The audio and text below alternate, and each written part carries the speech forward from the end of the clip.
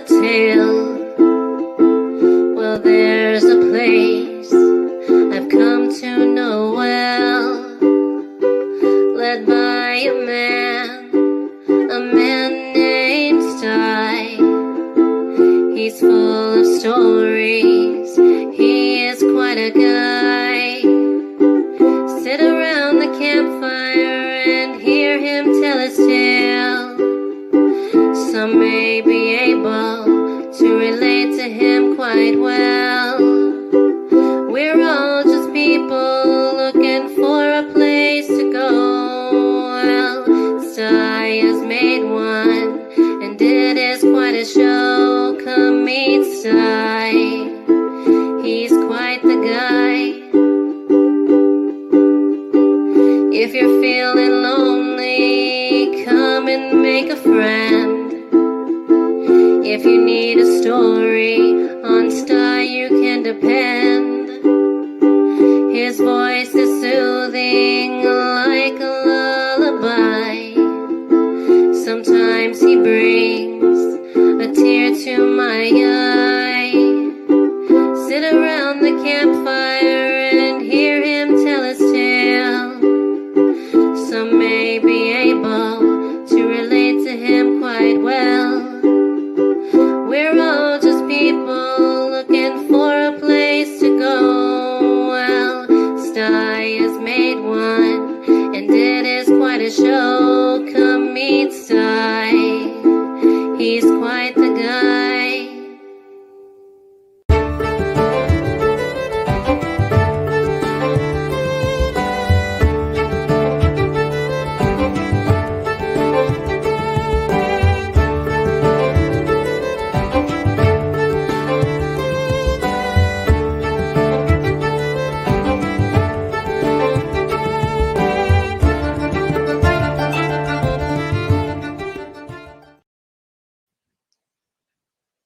Well, good evening, all you fine folks. It's great to see you over here at the Sty Shack for another Sty Story Sunday. Hey, I'm going to shout out who's been hanging out in the chat here real quick. Mr. Fulton, good to see you. Thank you for the share out. Chase and the Reaper, James, awesome. Great to see you this evening. There's Rebecca. Hi, Rebecca. Good evening. Hey, there's Phil. Everything's spicy. Yelling good evening to everybody. He's down in the basement. He's going to hang out with us a bit this evening. Then Donald Morris. Great to see you, Donald. Hi, hi, hi. Oh, boy.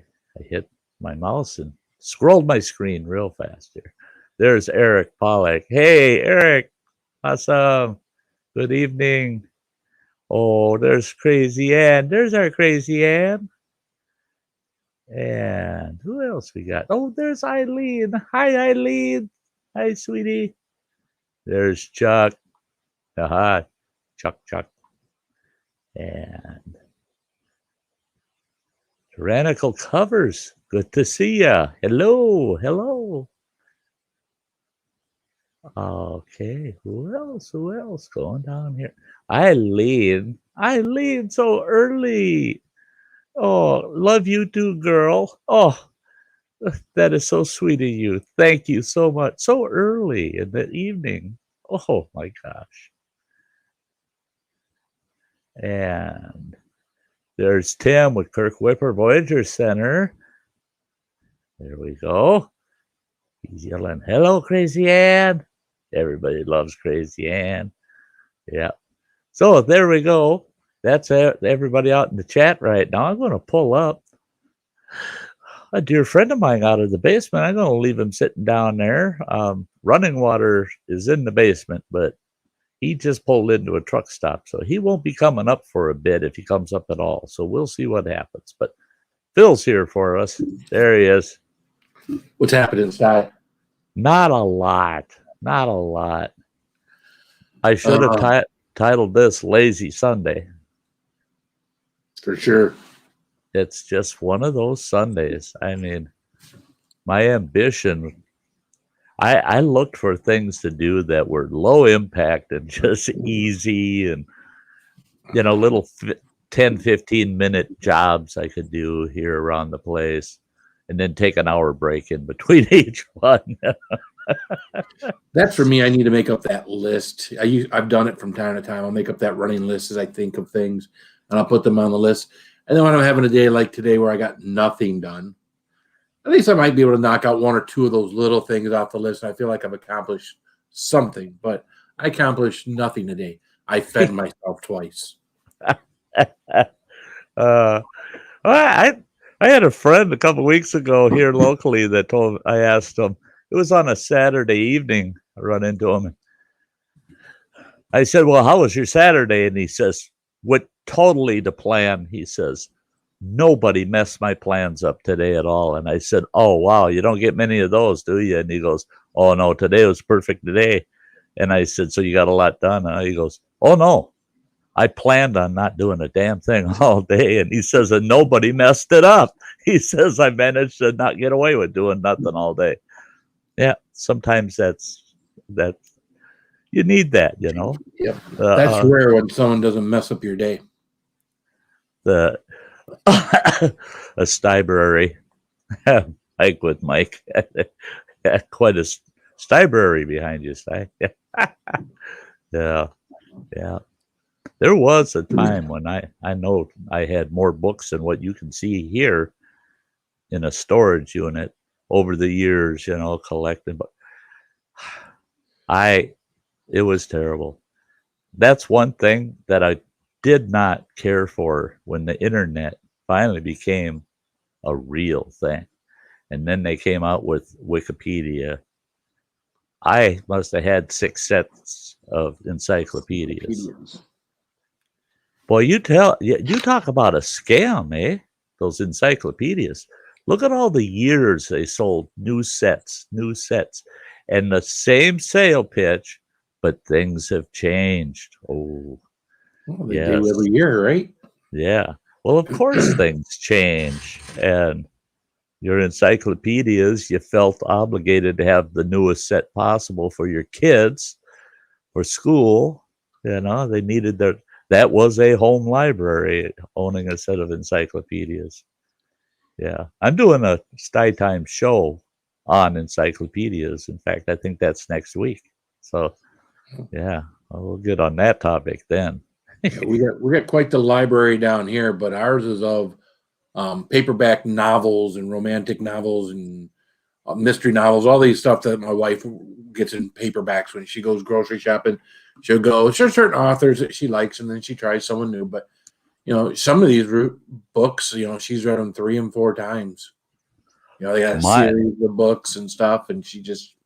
My ex-wife was the same way. She'd stuck on certain series, and then she'd get these random books, and she'd buy them brand new all the time, brand new. Mm-hmm. And I always told her, why are you paying $7, $8, $9, $12 for a paperback? Go down to the Goodwill and you can get the same book for a third that price. But I want it new. Well, she was one, she'd read a book once and that's it. And that book looked like it was brand new when she was done with it. When we got divorced, she stuck me with all them books. She says, I don't want them. You do whatever you want with them. Well, I'd have to get a burning permit to do what I wanted with them. I didn't want to pay for a burning permit. So I sold them in a yard sale for 50 cents a piece. She had just shy of 600 paperbacks. Holy mackerel. I managed to sell all of them, but about 150 of them. And then I found out, same with puzzles. She collected puzzles. I had over 300 puzzles I had to get rid of. Jeez. And I ended up with about 60 of those left over that didn't sell. But then I found out if you've got excess paperbacks or puzzles, just call your local nursing homes or your local assisted living centers. They want them, man. I dropped off boxes of puzzles and books at these different nursing homes and assisted livings. They thought, oh God, Sty's the guy, you know. And I thought, oh, you guys are awesome. You're the best dumpster in town. You didn't take your old underwear there too, did you? No. Oh, No. okay, good. No. That is for Goodwill. I took those to Goodwill. You throw those in the big old Goodwill boxes out there in the parking lot, you know. I noticed here that gets rid of the roaches in the Goodwill thing. That's just pest control. I notice here our Goodwill got rid of all of those boxes, those drop boxes in our town. Now you got to take them right to their store, to their Goodwill store, and they have a staff person come out and watch you unload your stuff in, and they've got like 6 of those big bins there, but they watch what you're putting in. And you're not putting garbage in there anymore. Yeah, they'll stop you and say, whoa, we're not accepting anything like that. And not a bad idea for them. Hey, Thack, it's good to see you. A-OK foraging and adventures. Awesome. It's good to see you. I'm sure there's a cost to them dumping stuff that people dump on them. Nick, thank you. Thank you, Nick Jones. What's up, Mr. Fulton? Good to hear you got your singing voice back. Not that we want you to come up here and sing or anything. No, that's all right. Well, and that's it. Is once you think you got your voice back, don't use it too much till you're sure. Yeah. I've seen guys do that. They have to speak to a large audience, and they're going to have to be able to speak loud. And they lost their voice days before, and they go, "Oh, I got my voice back. I feel like $1 million." They get up there, and they're halfway through their little lecture, and all of a sudden they're, and you're like, ha. Told you should have skipped it for another week or two. Yeah, if talking's your thing and you have throat problems, you got to take care of it. It's like I was telling them last night. You know, for me, whenever I start to feel like a tickle or something with my throat where I feel like there's something wrong, I'll get the warm water and the salt. I'll put that in my mouth, and I'll throw my head back as far as I can to get that salt water and stuff as far back in my throat, and I'll gargle, spit it out. Gargle, spit it out. And I'll do it 2, 3, 4 times till that glass of warm water and salt is gone. Go to bed, and usually in the morning it's good. If it's not, I just repeat it again. So I usually don't have any of those issues. So knock on wood, but you know. Gargling salt. There's a lot of people that don't know that trick. I mean, and it surprises me. Heck, as a little kid, I was just a little kid. Remember my mother teaching me to gargle with salt water, warm salt water, and gagging, because as a little kid, you don't have enough sense to not swallow. But that is such a quick cure-all if you catch it right away. Yeah. Budget bushcraft. It always has been for me. You just got to get it. It just seems like you got to get it back there far enough. It seems like you got to get it almost to the point where you're gagging. To make sure you're cutting or sanitize whatever it does to the back of your throat. You just got to make sure it gets back there. So. Yep, far enough where the odds are you might just swallow a little. Yeah. Why would that be an ex-wife there, Budget Bushcraft? I'd have kept her. I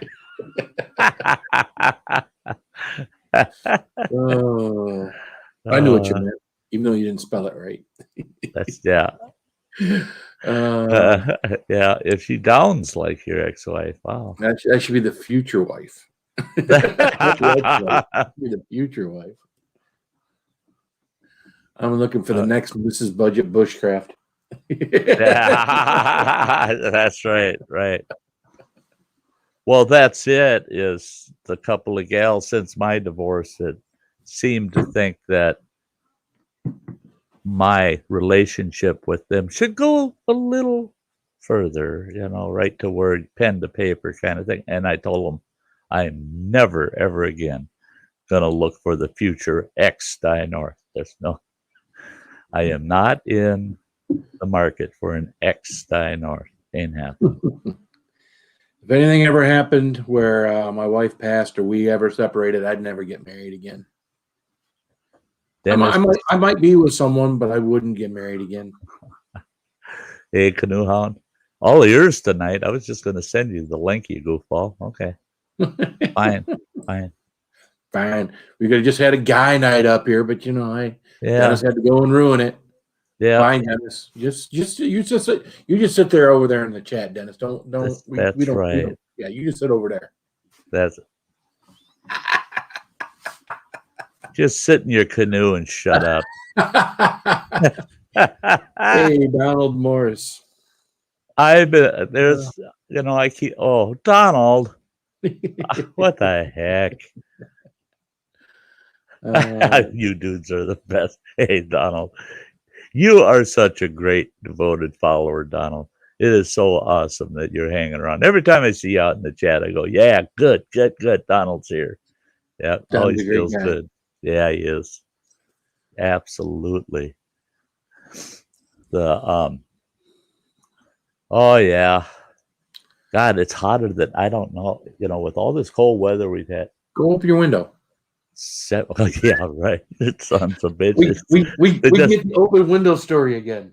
If I open the window and they catch me. Yep. They just put fresh signs up because everybody's been graffitiing their signs. The one guy is pretty talented. He wrote a cartoon character. It's got because they got a big picture of a window on that side, and he's got a cartoon character on there looking over his shoulder like, oh shit, I've been caught, and he's got the window half up. And I thought, I want to take that. I'll just take it home, Yeah. Oh, Eileen. Oh, your hug. Let me see here. The nice thing about dementia is they can super cat twice during his dream. That's don't be so cruel. Just joking, Eileen. Gosh, there it is. I had to go into my Campfire StreamYard to find it, and there's your hug. There's it. There's your hug. It's there. It's there. I just had to go to a whole different stream to do it. Hug me. I gotta get some of those little gifts and stuff spread out across all my channel streams.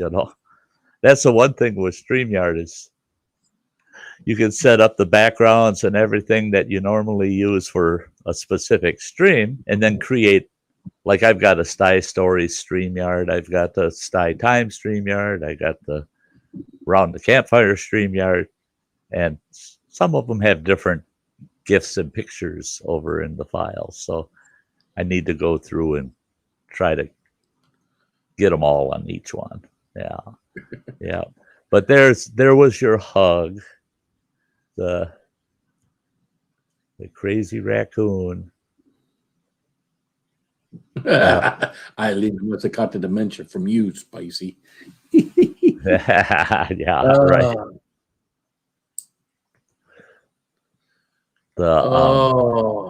Yeah, nobody ever warned me that dementia was contagious, Yeah. You're around a bunch of forgetful people. You're all forgetting about whether you told somebody or heard something. So, yeah, you get a lot of people with dementia. A lot of things are forgotten. My mother worked for the same nursing home for over 50 years. Can you imagine working for the same employer for 50 freaking years? No, can't imagine. It paid off for her. She had one hell of a sweet retirement. But it was a nursing home, and they called it the Alzheimer's unit, but it was anybody with dementia, senile tendencies and the like on that floor. And I'd go up to visit her at work, and I'd go sit in the day room with them people. God, that was some real entertainment. And it's funny to see 5 or 6 people in a circle talking, and each one of them are telling the other ones, you told us that yesterday. You're hearing that 1,000 times in the conversation. Oh, shut up over there, Alex. We already heard that one. You told us that one after breakfast this morning. Well, they must be getting better then if they're remembering If they're all sitting around intently to the same story the third time that day, then you know you got issues. That's that's it. If it's fresh to every one of them, yeah, I think they need another unit just for that group. Yeah. Yeah, I heard that guy tell that 5 minutes ago, and they're all asking, "You got any news stories?" He told it again, and they were thrilled. Yeah. Yeah. I can't stand nursing homes. Personally, I get a kick out of going to a nursing home and chatting with some of them old folks, but to live in one of them damn places, nope. And I've seen some really nice ones, but I don't think I could do it.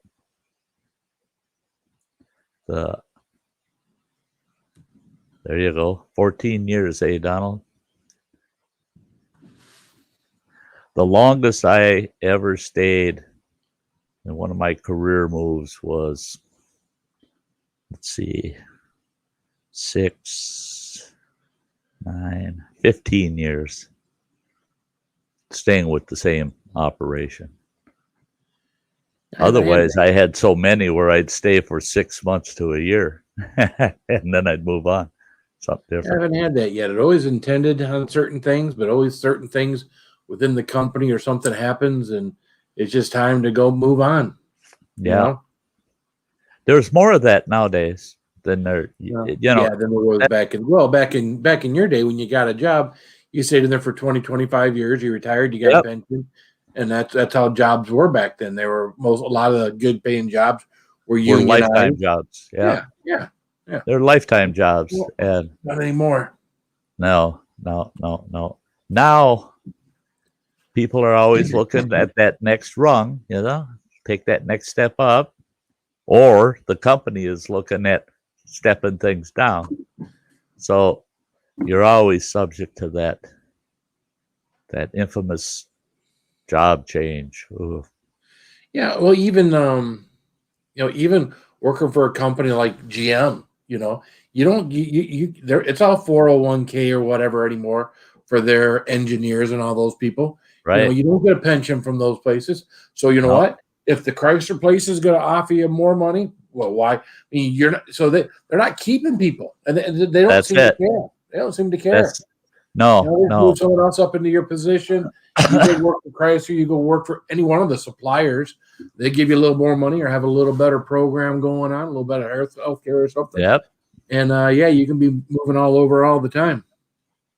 And that's it. Is companies don't, and it used to be, and they didn't even need to be union at the time. There was a lot of non-union manufacturers and larger companies that offered great pension plans. You just stuck it out, did your job, and you had a nice pension when you retired. I had 4 or 5 friends that retired on railroad pension. Boy, they got it sweet. Their railroad pension was to die for. But they say the railroad pensions of today, even under the union, aren't near as sweet as they used to be. Yeah. It's tough. Well, I may have told this story before, but my dad, at age 17 went into the Air Force, did his 20 years in the Air Force, got out, went back home to Pontiac, Michigan, got a job working at GM as an electrician because he was an electrician in avionics in the Air Force. He did 20 plus years at GM and then hung it up. So he's got 2 pensions. When healthcare from one doesn't cover all of his costs, my mom submits the rest of those bills to the other one, and most everything gets covered for him. 2 great medical plans. So, of course, GM's isn't as good as it used to be. They, these guys retire with a pension, and they still screw with their pension. They screw with their right. They screw with their health care and stuff. I don't think they can screw with their money. I don't know if they do or not. I never asked them about that, but I know they screw with their health care because usually they wouldn't have to submit anything to the Air Force to cover. And my mom I don't know, probably starting 10 years ago or so, started half whatever the, GM healthcare didn't cover. She had to submit it to, the Air Force or the government. So, right. Well, my mother, when my pop passed away in 1969, his police pension, he was the chief of police, and he was getting close to retirement. And but what he had vested in the pension in 1969, she was getting $680 a month. Well, in 69, that was quite a bit of money. $700 a month is, they're lower middle class. That's what they made in a month, net, And so she's getting about $700 a month in 69. Well, I'll never forget. It was 1984. I was at her house. She opened up this letter from the PPRA, the police retirement, and she goes, "Read this and tell me if that sounds right." And I read it and I go, "Oh my God!" And she goes, "Am I reading that right?" I said, "Yeah, your monthly pension from PPRE is now $1,800 a month, and it should have been $1,800 a month for the last 4 years. They're paying it retroactive. They paid it retroactive for 4 years, and then from that point forward, $1,800 a month." And I thought, why the hell can't we find a retirement like that nowadays? And they were honest and paid it. And paid it, yes. At first, I had to read the letter 3 times before I told her it's true, it's right. I said, in fact, you better call the bank, because they said they're going to do it direct deposit. She called the bank, and I seen her on the phone, and she goes, what? And I'm going, they put the money in there. Just listen to her. She goes, what? Yeah. So if I'm doing the math right in my head, and they were already getting money, they put about $50,000 or $60,000 in there. Yep. Wow. Yep. Imagine you get that letter, huh? Oh yeah. And I can understand why she was shocked and didn't believe it and wanted to have one of her adult children read it and see what they made of it. She didn't believe it. She didn't believe the letter. But fortunately for her, I was very happy for her. And I told her, I said, see, all the hell and everything Pop went through all those years as a chief of police. And, he made a contribution into that retirement also, but it was probably only about 5%, 5 or 10% of that. And she got everything he ever put in it and tenfold back. So yeah. And you wouldn't see anything like that today. Yeah. If anything, they send you the letter and say, "Oh, guess what? You're going to get $1,800 a month now." They wouldn't have said a word about, and you should have been getting it for the last 4 years. They'd never say a word about it today. Yeah. Well, and we'll fix it. She got that big lump sum, and then she's getting an extra $1,100, $1,200 a month more than which. That's imagine, what you're making now, and then suddenly just getting an extra $1,100 a month more than your normal expenses. What a windfall, eh? Oh, and that's right there. It's just like, an extra $1,100. Yeah. And she was so concerned right away because she lived in government-assisted elderly housing. And she goes, "Oh my gosh, how much of that are they going to take?" And I laughed because I'm a certified public housing authority director, so I know the federal regs on it. And I laughed at her and I said, "Don't worry about it. It won't affect your rent until next year." And she goes, "Why not until next year?" And I said, "Because only the interest you earn off of that lump sum payment is allowed to be used towards your rent calculation." Mm-hmm. So her rent, because of the interest she was earning, her rent only went up like $40, $50. Yeah. I'm surprised they didn't retroact or rent back 4 years and take 4 years worth of. Right. See, because technically, under the HUD programs, they could have gone back 24 months and said, "Hey, you have to pay retro of that." But I wasn't going to bring it up, and if they didn't, we just keep our mouths shut. And because again, they're greedy. Yeah. They see you got a little. They got to see you got a little money. Oh yeah, well you're government assisted, and since you got that, yeah, I could see them. Oh, Medicaid, not Medicare. Medicaid. I do not love Medicaid. I've been without insurance for 3 years because of Medicaid. I qualified for Medicaid working for Dollar Tree. I made just a low enough amount that I got Medicaid. And I had to make a monthly premium payment. I think it was $45 a month I had to pay. And that was worth it. My medical costs far exceed $45 a month, right? So then I retired, and my retirement wasn't a hell of a lot more than I made at Dollar Tree. Just a little more. I get a letter from them and said, now that you're retired, you make $40 a month too much, you're disqualified 100%. Now you can't have Medicaid anymore. But yet I got street urchins living out here that are living in homeless shelters, running around all over the place. They got full Medicaid. They get 100% of all their medical costs covered. They get new glasses every year. They get to go to the dentist. But I make $40 too much as a retired person on Social Security. That I told them, I said, well, how about I pay you the additional $40? Then I'll pay you $85 a month. But I get to keep my Medicaid because my medical costs are high. They said, no, you're disqualified. You're over that limit. Well, now it's all out of pocket. So I've been paying all my medical.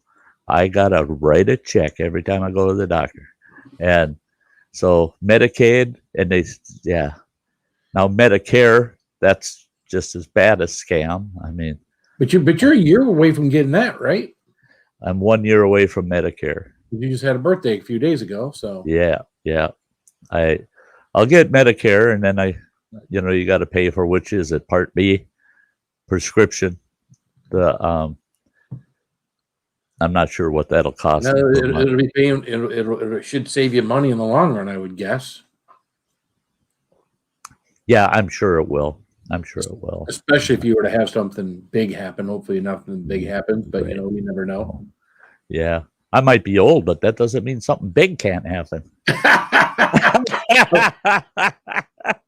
Hey, not when you in the room. if something big happens, I got a picture of Rosie O'Donnell over here. I'll show you. That'll cure it so fast. That cured that problem. Yeah, then when they talk about that Viagra problem lasting longer than 4 hours, seek medical attention. That's exactly what they got at the hospital. Picture of good old Rosie. Okay, it's Sty Story time. I'm going to tell the Sty story. I'm just going to leave the panel the way it is, being I've only got my buddy with me. It's just the two of us up here. What the heck? Why put him all over on the side, small like that? Nah, I would leave him up here. What the hell? Okay. I was looking through my Sty Story list last week, and this one popped out, and I thought, yeah, I'll tell this one. That might be broke. How many times have we had something real obvious? You're walking along and you didn't see that low-hanging platform or board, and wham, hit yourself in the head, land on your butt, and you're holding your head, and you stand up, and some moron standing next to you goes, I bet that hurt. Oh, no, it felt like, it was wonderful. I wish it happened 5-6 times a day. Yeah, of course it hurt, you dope. You moron, don't say that. Don't even say it. Well, that's where this comes in. That might be broke. Okay, when I lived in northwestern Montana years ago, back in the 80s, I worked on a drill rig for a company called Longyear Corporation. What we did was they'd take us way the hell back in the backcountry, and we'd core drill to do an assay on a whole mountain, find out how much gold and silver's inside that big mountain. Now, some of these holes we would drill would be 1,800, 2,000 feet deep. And what we drilled with was a core stem, a drill stem that was 2.5 inches. Now, that's pretty good sized pipe. But imagine this 2.5 inch round pipe, 2,000 feet long, and it's got a spin at 600 RPMs, 600 revolutions per minute. It's just spinning away. It's got a diamond head bit on the end of it, and it's cutting through the rock, and it's taking the core, and it's pushing it up inside a tube that's inserted in the first 20-foot piece. That sounds wicked, don't it? First 20-foot piece of that drill stem. And you drill for that 20 feet, and then you got to pull all of that drill stem out of the ground to get that one last piece sometimes, because it would stick in there. You had a cable that ran all the way down through that pipe, and it connected to the core that collected that rock that you were drilling through. And you yank on that cable with this big winch on the drill rig. You'd hit it and it would just hammer it. Wham! You hear that cable just go, sound like a guitar string. Dong! And then all of a sudden it would pop. You could tell that when it would break loose. It would break the end of the rock off at the drill bit. And then you pull that big tube up through that drill stem, that 2,000 feet, and pull it out the end. And then you pour the rock out of it. And you put it into cases, and they could take that back to a lab and put that whole 2,000 feet into virtually like an X-ray, slice by slice by slice, all the way through that mountain. It's quite interesting, but it took some massive equipment to do that. Well, when I went to work for them, I drove water truck. That's all I did was haul water for them, and it was a lot of water. You had to haul about 3,000 to 5,000 gallons of water a day into that rig, and because there's never any water on the site, you had to get it somewhere else, haul it in. It's 600-gallon tank on a truck. That's where I started out. Well, then they're driller's helper. That's the second highest position on the rig, driller's helper. I hated the title. It should have been driller's grunt, because the driller stood there and told you what to do to drill, right? He didn't really do any drilling, the driller. He told you what to do. You're the grunt. So that position being vacant, find out that I get a 30% increase in wages. I said, yeah, I'll take it. You betcha. Can't be a bad job. Well, that meant they had to replace me to drive the water truck, and they hired a new guy for that. Well, as a driller's helper, what you do is those drill stems they're actually 10 feet long, but you connect two of them together to make the 20-footer. And where they connect, it's chrome. It's chrome plated. The rest of that is all hardened steel pipe. Now, the way to connect those pipes is insane. You have to buy your own, because it's considered a tool of your trade, not a tool that they give you. But you needed a pipe wrench. And I thought, no big deal. I can get a pipe wrench. Until they gave me the specifications for it, and you can only buy them in like 4 different places in the U.S. That pipe wrench is 48 inches long. The one I bought, I thought was awesome. it was aluminum with a carbon steel shaft that ran through the handle inside the aluminum. If you bought one that was made out of iron, they weighed about 32 pounds. Mine, the aluminum one, that one weighed 18 pounds. The head of that, the big jaws on it, are carbide, and they bite into steel like you wouldn't believe. And it's the only pipe wrench out there that was available that would bite into stainless steel and hold, especially when you would put about 1,800 pounds per square inch pressure against it. Well, you would put that wrench on that pipe. That pipe runs through a big chuck that spins that pipe, and it's grabbed onto by that big chuck. And at the joint, you put your pipe wrench on there and you adjust it until it's up against the frame of this drill rig. And then you just swirl your finger like that, and the driller, he let that chuck spin, and it would break that joint apart, and you could unscrew that next pipe.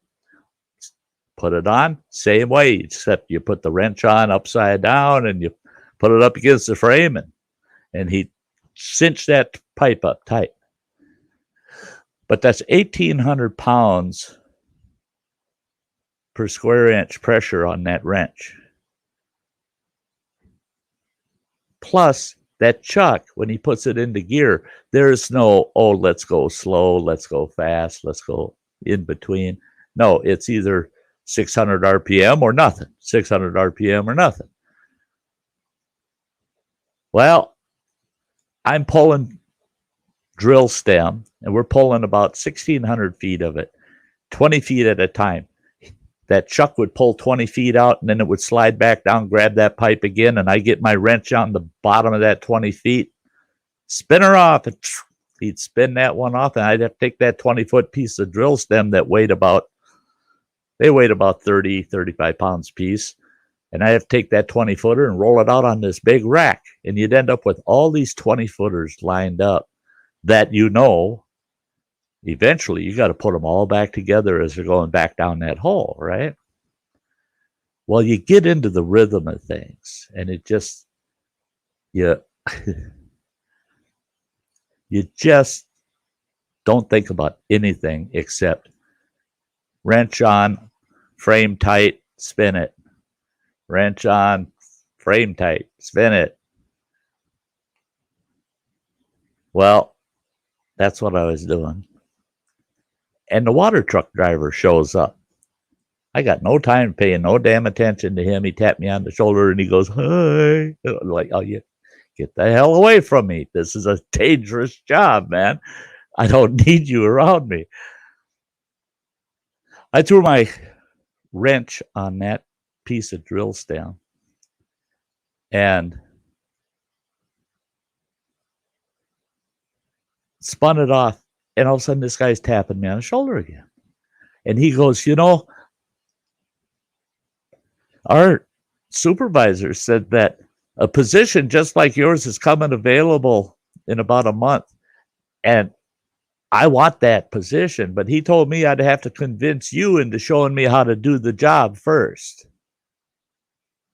I said, well, convince somebody else. I ain't got time. No, come on, please, please. He's begging. So I told him, fine. Well, we had one of those big pipe wrenches from some other worker laying there, and that was all steel. That was a steel wrench, it's case hardened steel. And I told him, grab that wrench. He grabs it, and I showed him on a piece of stem, adjust the jaws so you never have to touch that adjustment again. Just you want to be able to pull all the stems without messing with getting the jaws tighter each time. And so he got it figured out.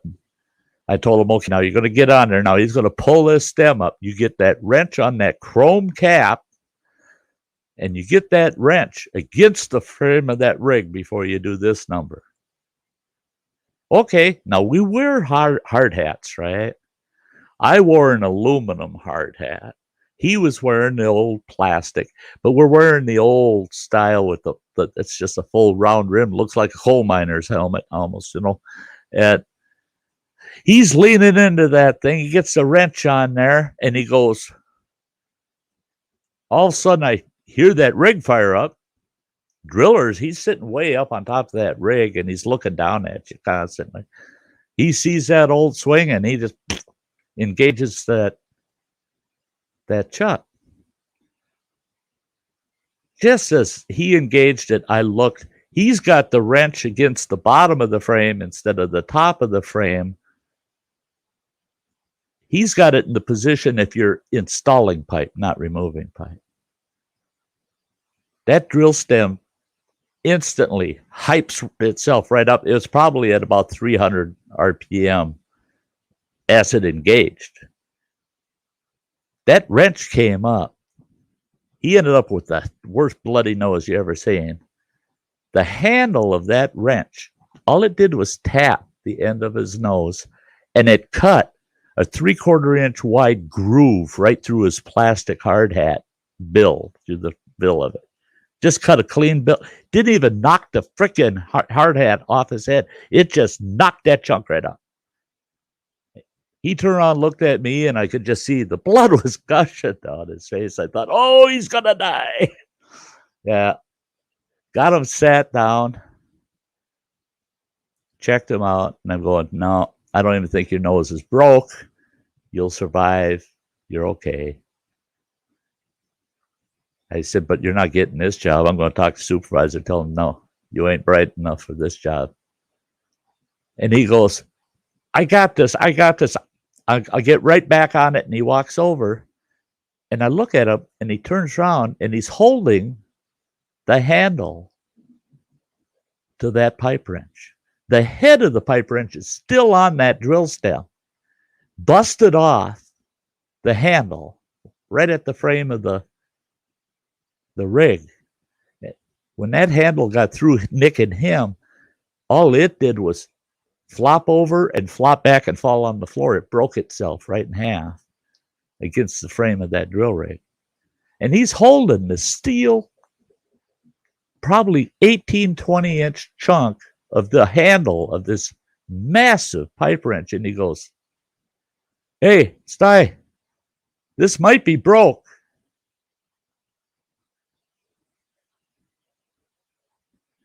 The first thing that went through my mind is, thank God I'm not holding that piece of iron, because I would have hit him until that hard hat fell off. I mean, that was the dumbest fucking thing I ever heard in my life.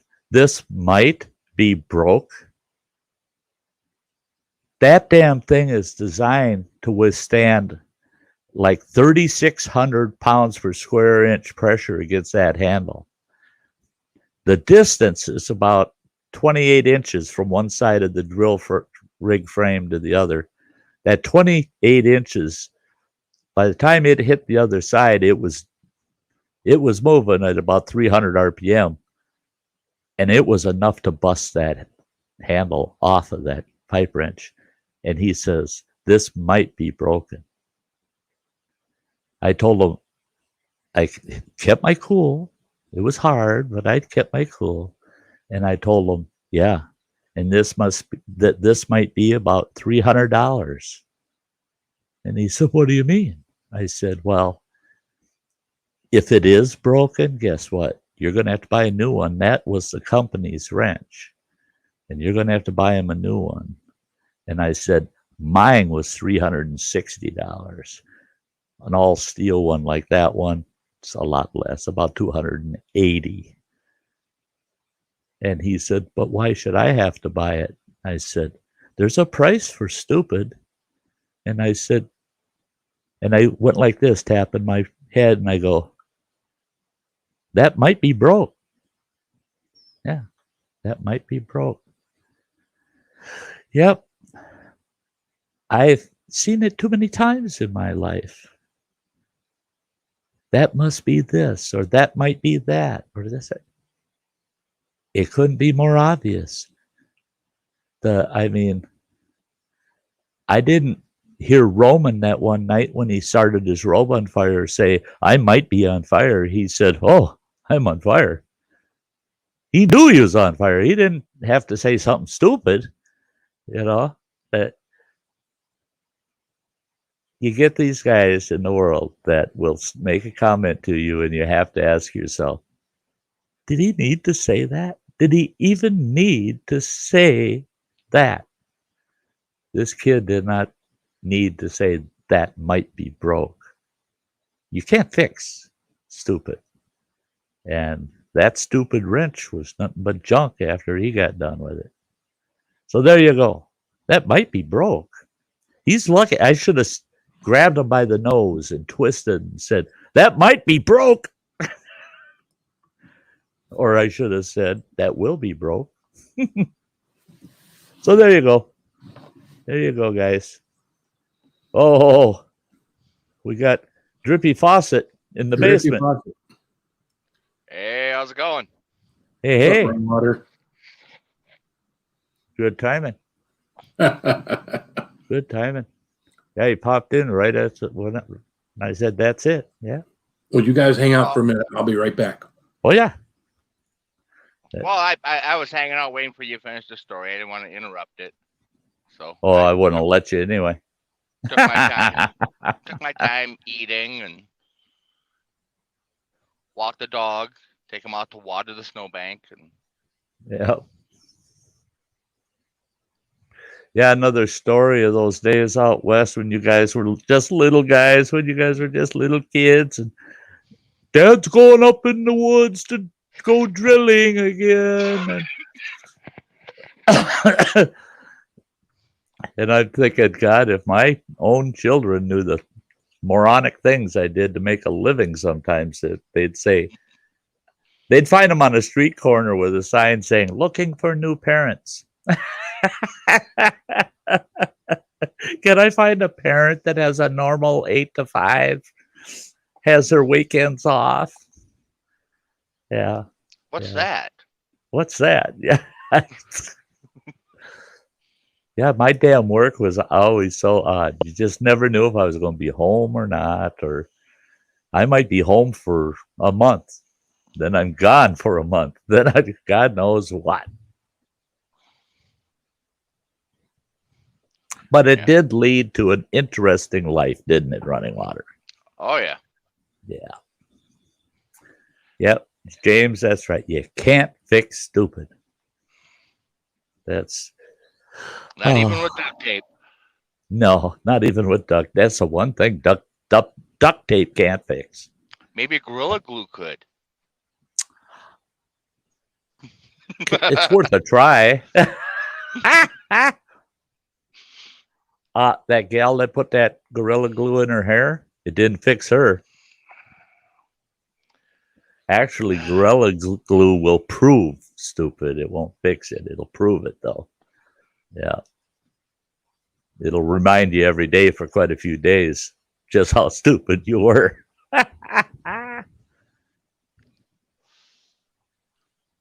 Yeah, I got Destination Great Lakes over on Facebook and on his YouTube channel posting videos from them cooking in camp last year and stuff. That's killing me, man. That's killing me. He's saying, yeah, living all summer as a host out at the campground. Oh, yeah, you eat all this good food. And I'm like, I know where you live. I'm going to come and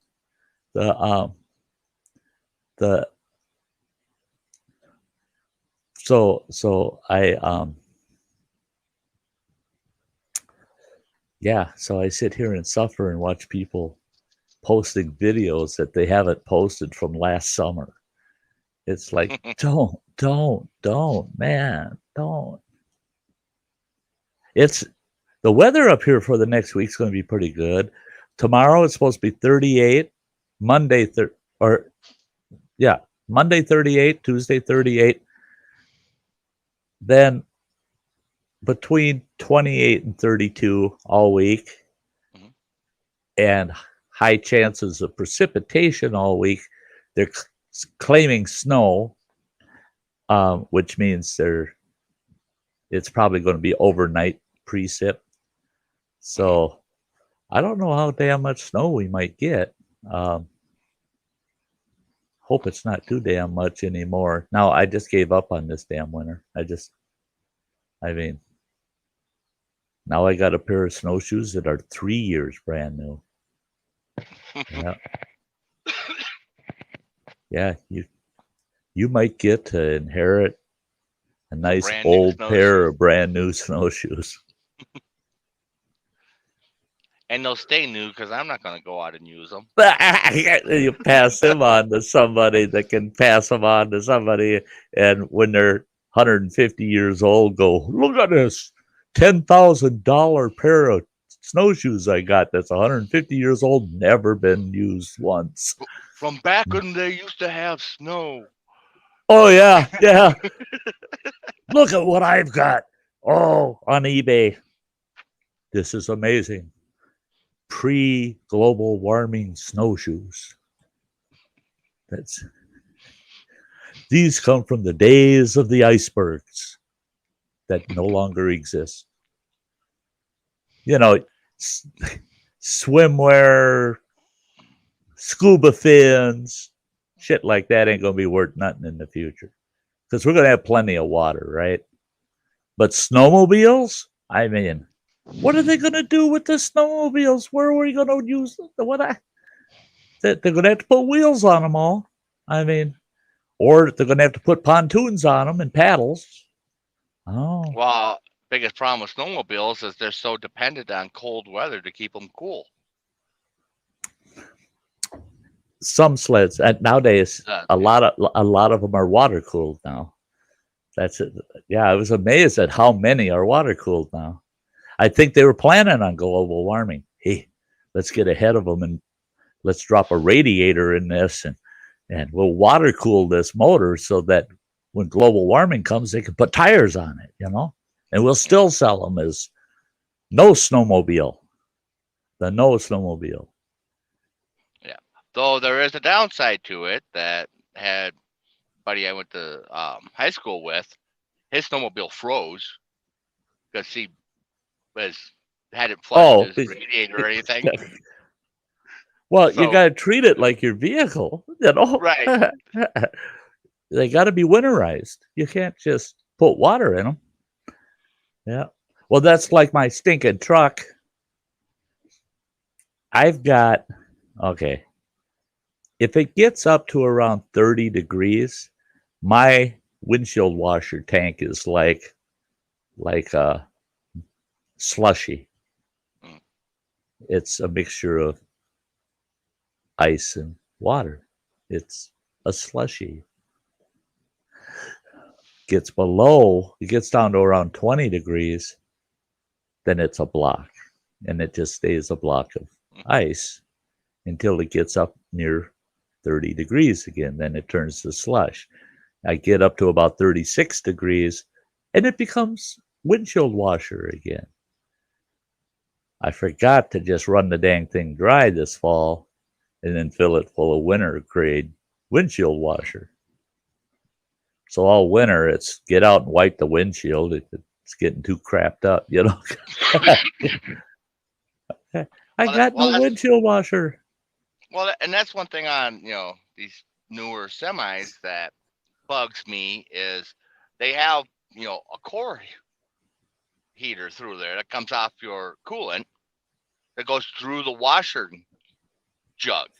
So that'll heat it up. That it heats it up. Uh-huh. So it's nice and hot, but they still haven't figured out how to warm up the lines that go up to the sprayers. Right, so they freeze between the tank and the actual sprayer. Yeah, I got 2 gallons of washer fluid in there that's nice and warm, but I can't get it to come out. Right, because the tubes are all froze up. So, but one thing that spray bottle that I reach out the window and one thing that would scare me, but I can imagine it doesn't get that hot. It's just warm, Right. Because I watched a fella years ago walk out to his vehicle, and I thought, what the hell is he doing? And he's got a gallon water jug in his hand. And I can see the steam coming off that water jug. Well, he goes out to the windshield of his truck, and he starts pouring it on the windshield because it's all iced up. And I could hear it almost half a block away. Whoosh! That whole windshield spider web. It shattered that sucker. It was about 10 below, and he's pouring the hottest water he can get out of the house on that ice cold windshield. And I thought, all you had to do is start the damn truck, put it on defrost, go have a cup of coffee, and come out in 20 minutes. And you would have been able to scrape what's left on it. And it wouldn't have cost you $450 to replace that windshield. It was just like, and I was so far away. Like I said, I was a good half block away from him. I wanted to yell, "No, don't!" And I thought, no, let him learn. Well, let him learn. Last week, we were down. It's like -20 there in Grand Island, and we've got a wash bay that we can use 24/7. We just got a little scan key fob type thing to get in and wash the trucks. Well, had this guy, he was in there. I didn't know he was in there washing his truck. I come out, as he's coming into the building, we talk for a bit, and I come out and I see his truck's just kind of steaming. It's like, oh, crap. I go back and I said, "Did you just wash your truck?" He's like, "Yeah." I'm like, "Did you wipe down the door seals and stuff before you Shut up. I don't don't even want to hear this. He's like, "No, why? This guy's out of Alabama. He didn't know." He come out, You ain't couldn't getting in get there. into his truck, ended up tearing the rubber seals off the door, trying to By get into his truck. ripping and the it door frozen open. solid. Wow. Yeah. Okay. What did they call those truck washers out there? Blue something, blue. The blue beacons. Blue beacons, yeah.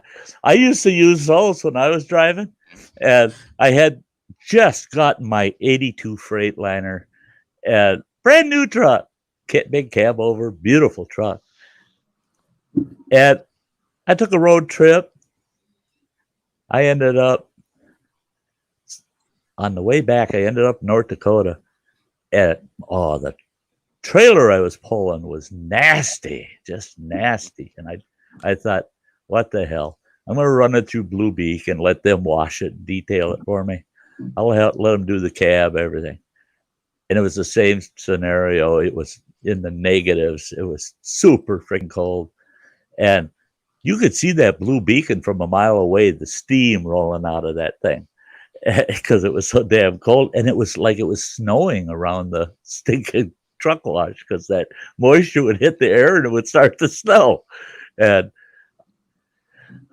the horn went off that my truck was ready, and I run in there, jump up in the truck, pull out, and parked it in the parking lot. And it was late afternoon, and it was on a weekend, so I parked it, and I thought, I'm going to take a nice long nap. Well, I crawled in the bunk and slept for a couple hours, and I had shut the truck off. I figured the cold will wake me up just in time to start the truck without it being a problem. So I get up and jump in the driver's seat, fire the truck up. I'm going, okay, this take a minute, but it took quite a while for it. Diesels they don't run hot, so it takes a while for them to warm up. And I'm sitting there waiting for the truck to start warming up, and I'm feeling it's warming up.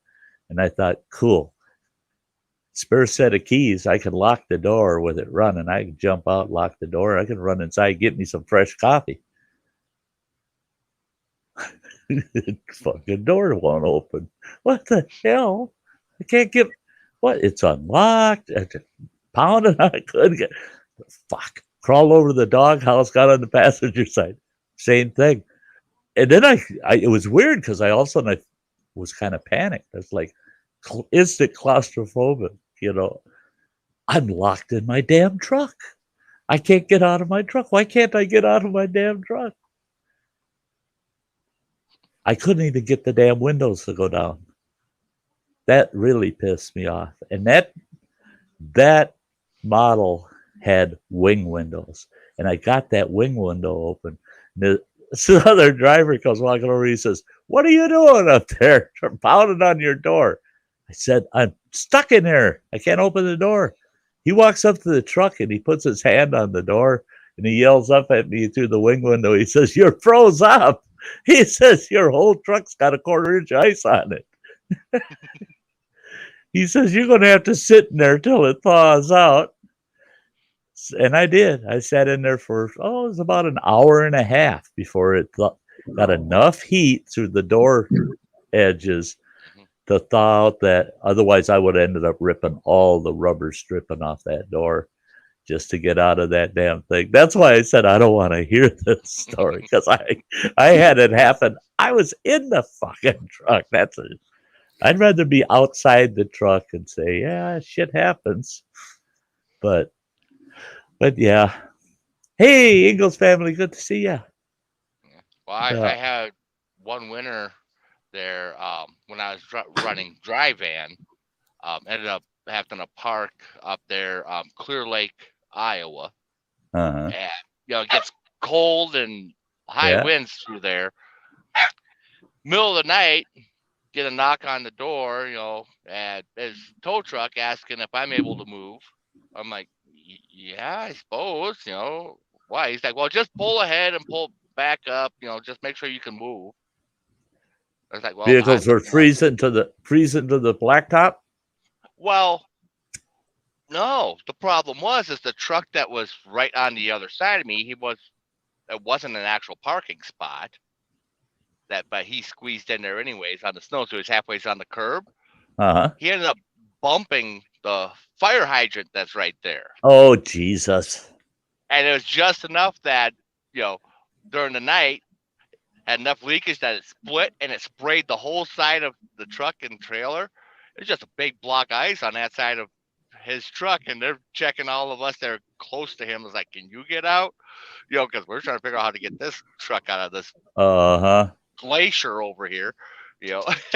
Now, the funniest freeze-up thing I ever saw, in fact, that was down in Iowa, and I can't remember where. It was some small, one of the farm road little truck stops, It was like a Senex feed store kind of place, And I pulled in there, and they had, probably about an acre of blacktop for truck parking. And then they had about 6 acres of gravel. And I pulled in there because it started raining and the temperatures were dropping off, and they got all these black ice warnings out on the radio and shit. And I thought, I'm pulling in there, getting a spot, spend the night. I'll wait till mid-morning, things thaw out, then I'll get back out there. I'm not going to put this thing in the ditch. So I got in there and parked on the blacktop. The next morning, I hear this thump, thump, thump, thump, thump, thump, thump, thump, thump, thump. Because it rained half the fucking night. Then it froze. Solid. Solid. I crawl out of the bunk. I look out the windshield, and here's a truck going by me, and every single tire on that truck had a big glob of gravel frozen to it, and he's driving down. And I got on my truck, and I'm walking slippery as shit out. I walked down towards that gravel parking area. There's 4 or 5 trucks that have pulled out of their parking spot. They're out there trying to break the gravel off of the tires because the ground was soft. They sunk into it. All the moisture, then it froze to the tires. And when they drove off, it just broke chunks of gravel out of the ground. And the gravel was still stuck to the tires. So they're driving and it's just thunk, thunk, thunk, thunk, thunk, thunk. Oh, shit. I left that truck stop a couple hours later, and you saw nothing but gravel tracks for about 4 miles out heading away from that truck stop, because anybody parked in the gravel the night before when they headed out, they just went down the highway and beat the gravel off of those tires. Frozen gravel. They're lucky they got the trucks broke loose, Right. I think they got them broke loose because it was gravel, if that would have been clay or anything like that, they wouldn't have been able to get them tires to turn. Because it was gravel, they probably could rock them and break the tires loose, but the gravel was just still hanging on the tire. No, you're not going. Well, we're out here in a farming community, so you can always tell when they're plowing the fields or in the spring and in the fall, You know, they when they come off the field, man, there's a whole section of the road where it's just dirt and shit all down the road. Over. It starts off really bad and it gets worse as they get further down the road. But it's like, yeah, you look at that, it's like, man, how can they not have some kind of like sweeper or something out here to get it off when they first come off? Because when they first come off, whether it's the spring or the fall, there's so much heavy mud on those deep tread tractor tires. Big chunks. Scrap in the road, right?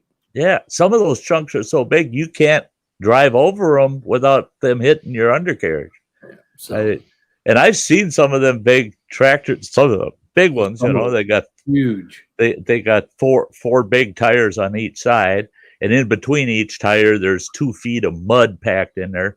And they're going down the damn road, down the highway, and you can see that mud flinging 20 feet in the air. Boom, boom, boom, boom, boom, boom, boom, boom, and farmer just driving along. He ain't looking behind him. He don't give a shit. I got to get to that next field. And all the vehicles behind him are like, holy God, Armageddon. Look at this shit.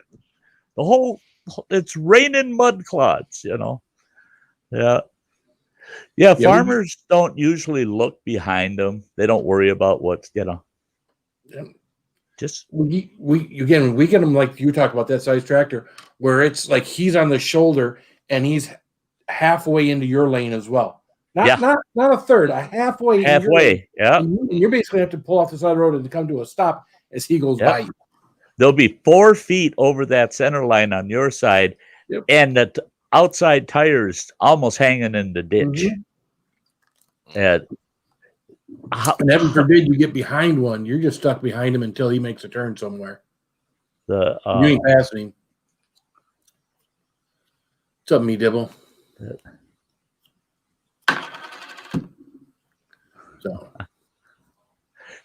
Running Water, you never got to meet him, but Jimmy Ackerman, I think you were really little when you met his dad. He would have been your grandma Zeman's brother-in-law.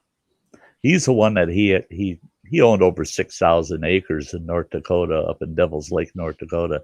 And his son, Jimmy, he didn't want to work the family farm. He wanted something of his own. So, and Art was independently wealthy. In the 1970s, he over 6,000 acres, and he planted 4,000 acres of sunflower. Everybody in North Dakota said, he is crazy. He's lost it. He's nuts. What the hell? He's trying to go bankrupt. Oh, God, he became a multi-million-dollar boom in just a matter of a couple of years, and it just grew. And for 12 years straight, that guy was just raking it in, because that was the age of sunflower oil. That's when sunflower oil boomed. And he's seen it coming. And he decided, I'm planting sunflowers. And the funny part about it is him telling us how after they planted sunflowers, he said them damn sunflowers were getting pretty big, and we still hadn't figured out how we're going to pick them fuckers. We ain't picking them sons of bitches by hand. There's 4,000 acres of them. Right. And so he modified a corn picker to be able to pick. He said the first time they went out, it was a bitch because they lost 30% of the crop they tried to harvest, because the heads on a sunflower, after they ripen, they tip down, and they end up with a hook in the stem because the head of the sunflower tips down. It puts a hook in the stem. And he says you get that head in that corn picker, and as that stem would go through that corn picker, it get to the head of the sunflower, and it would stretch that hook-shaped end of the stem out, and when it would break, the head would go boom, and it would pop 12, 14 feet out in front of the picker, and you'd never get it. It would never end up inside the picker. They were losing 30% of it by it flying out of the picker. So they figured out a way to put a cage on it. The heads would pop up, hit the cage, and still get in the picker, and all this, all in their first crop. And yeah, he made big money. Well, his kid said, I don't want to spend the rest of my life growing sunflowers. he considered that kind of like sissy farming. He didn't want that. And his dad said, well, then fine, start your own business. And he said, well, you give me $1 million, I'll start a business. And his dad said, I'll loan you $1 million. I won't give it to you. I'll loan you $1 million. So this second cousin of mine went and developed one of the continent's largest, he's like number 2 or number 3, custom combining operations in the whole continent. He combines from Mexico all the way to northern Canada. And the last I heard was about 8 years ago. He had a total of 12 combine fleets. He started out his first fleet. He had 18 tractor trailers to haul his combines. And with 18 tractor trailers, he was able to haul 8 combines. Because his combines were so big, it took one tractor trailer just to haul the rubber for a combine, another one to haul the head, the picking head, whatever harvesting head it's using, and another one to haul the actual body of the combine. So it took 3 trucks to haul one truck. That's crazy. Yeah, or to haul one combine. And he used to tell me about how he would get huge thousands of dollars in fines when they'd leave a certain area. They'd combine 40,000 acres in an area, and then they'd load everything up, and they're heading the hell out of there, and they're going to another region to combine. And it was all the dirt and everything they hauled out of the fields and got all over the highways. He says some states are better than others, but some of them, boy, they make a lot of money off of us just for the dirt on the roads. And he said to get around that cost, he has this little mini fleet that follows each combine fleet that's got sweepers and scrapers in that fleet. They clean the roads. They follow the trucks out until the roadways are good and clear, and then they load that fleet back up and they follow the next job. But they clean the roads so that the state can't fine them. He says it's cheaper. It's cheaper than having the fines, have to pay the fines. It's pretty cool how As long as you can things sweep them get done. As long as you can sweep them cheaper than the fine, right? Yep. Get around it. And he's the same character as if he's independently wealthy too. Too bad they're not closer family members. But he offered me a job and the ex-wife wouldn't take it. Running Water would have liked that because it was right after Running Water was born. He bought this huge operation. They serviced all except 4 state fairs in the lower 48. They serviced every state except for 4 with corn dog stands at the state fairs. And he says, I want you to haul one of my corn dog stands to different state fairs for me. I said, oh, well, yeah, that's fun. That's a summer job. I need a career, man. He goes, oh, no, you're going to make a year's worth of income over the summer, and you're going to enjoy your winters kicking back. I said, no way. Stupid dog. Yeah, the dog's nuts. But he said, yeah, you get 10 cents a corn dog. That's your income. He says, plus you get a big Winnebago Chieftain to live in, and the corn dog stand, all the inventory, everything's covered. All your expenses are covered, and you get 10 cents a dog. And I said, look at that crazy mutt. Crazy dog.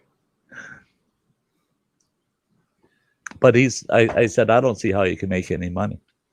He said the Minnesota State Fair, each one of our corn dog stands average per day 25,000 corn dogs a day. Hell of a lot of inventory. Yeah. Not to mention the work. And you get 10 cents a dog. I mean, Not that bad. No. Yeah, it's 2,500 a day. Yeah. Yeah. So why not? I mean, $2,500 a day. Yeah. State fairs are a week long. I mean, Mhm. oh yeah. Yeah, you do 6 of those in a summer. Yeah, you're damn right. You can take the winter off. And Mhm. my ex-wife wouldn't go for it. She said, no What was way. wrong with your mom running water? Oh, where do we start? He said was. Running water, he said was. What was wrong Well- with your mom? Was? Was? Is Well, a lot of the wasses still are. They are. Yeah. Running Water's oldest sister told me that her mother disowned her. And I told my daughter, I said, I looked back in the archives, I said, congratulations. That's only the 7th time in your life she's disowned right. you. That's, yeah. Is this That's the one pretty with cool. 11 kids? Yeah. Yeah. Yeah. And I would assume it had to do with her 11th grandchild. That's why she's disowning her. No. Yeah. Yes, that's a part of it. The problem is there's 11 parts to the ex-wife's argument with the daughter. Gotcha. Because each one of those 11 parts just, I don't know, they weren't made right or something, or, you know, None of the kids are made right. You just gotta love them anyways. that's it. And I laugh. I told my daughter, I said, it's all your mother's fault. And my daughter said, it can't be mom's fault because I don't let her have nothing to do with the grandkids that way. I said, no, she created you, man. I said, all I did was plant the seed.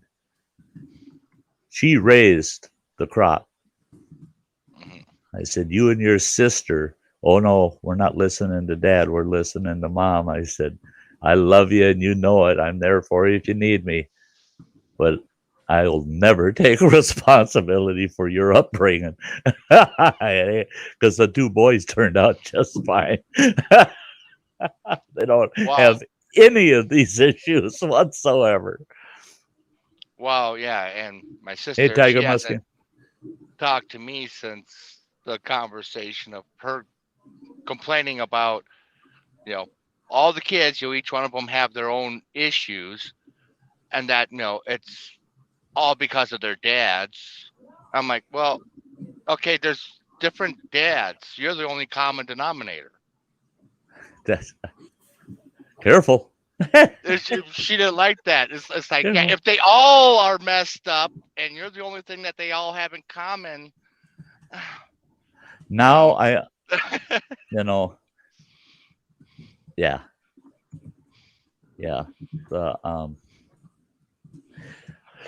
The old saying, there's a reason why in history, certain cultures, the men had many wives, but cultures don't have where women have many husbands. Why is that? Well, there was this old Arab, and all of his wives come to him, and she asked him that. Why is it right that you have all of us wives, but us individual gals can't have a bunch of husbands? He says, I want each of you wives of mine to go out and get a cup of goat's milk and bring it back to me.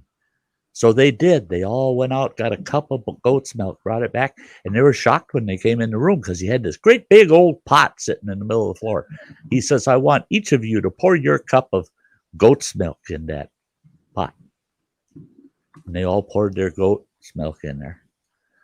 Oh, and then he had required them, you get it all from different goats. Don't get it from the same goat. Just get it from different goats.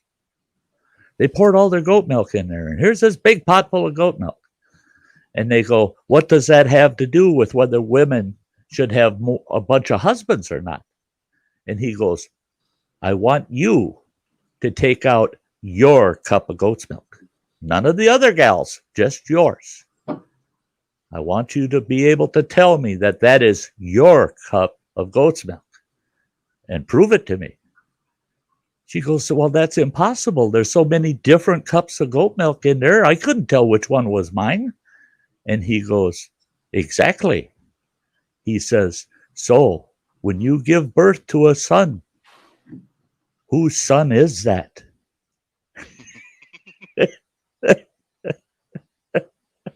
He says, when I have a son, I know whose son it is amongst you.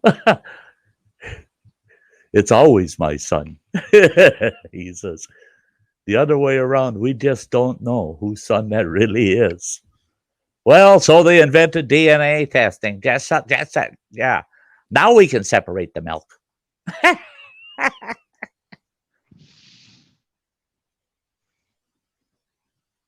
Hey, Sassy Shane. Great to see you, buddy. Great to see you. Hey, I got to do this once a night and being that, yeah, this is as good a time as any. We're going to run this. I updated it, so it should be current. We'll be right back.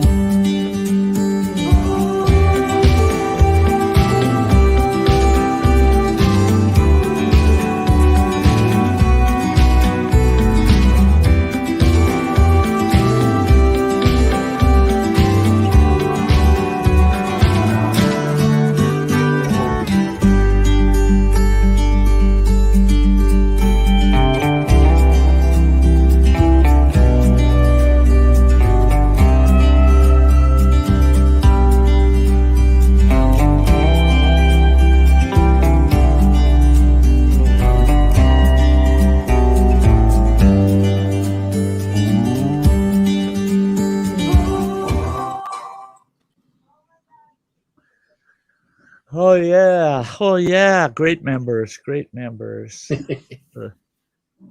I felt so bad today.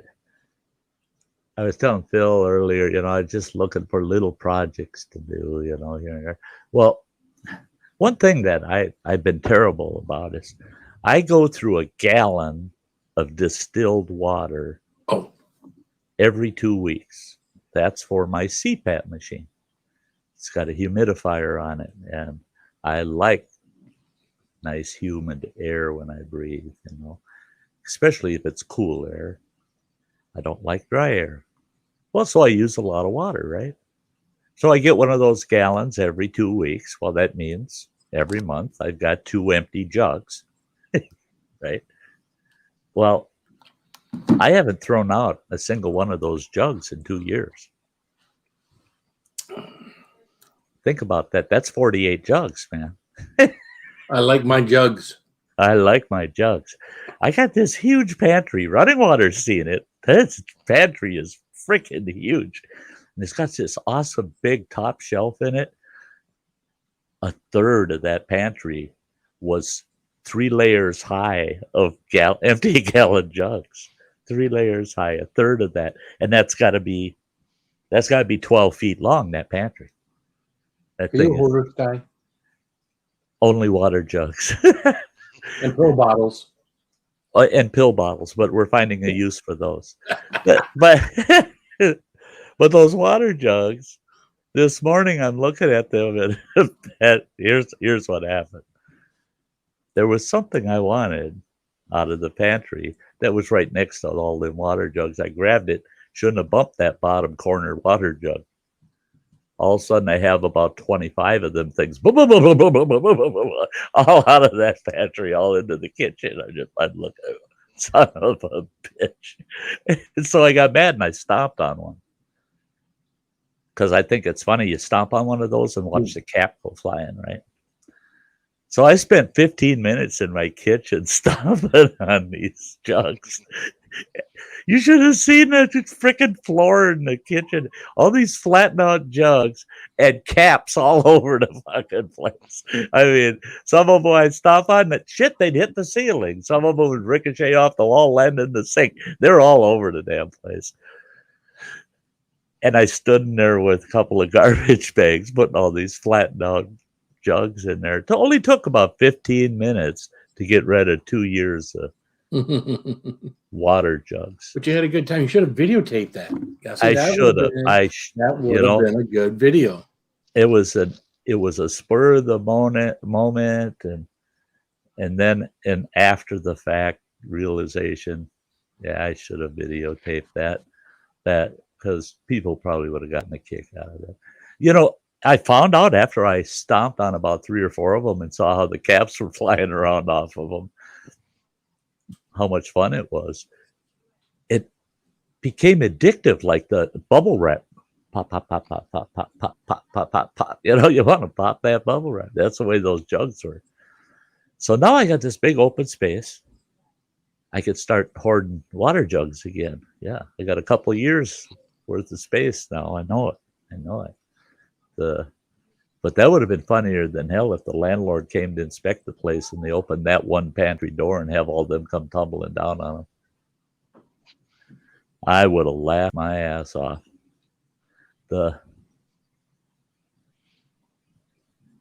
Hey, I don't know.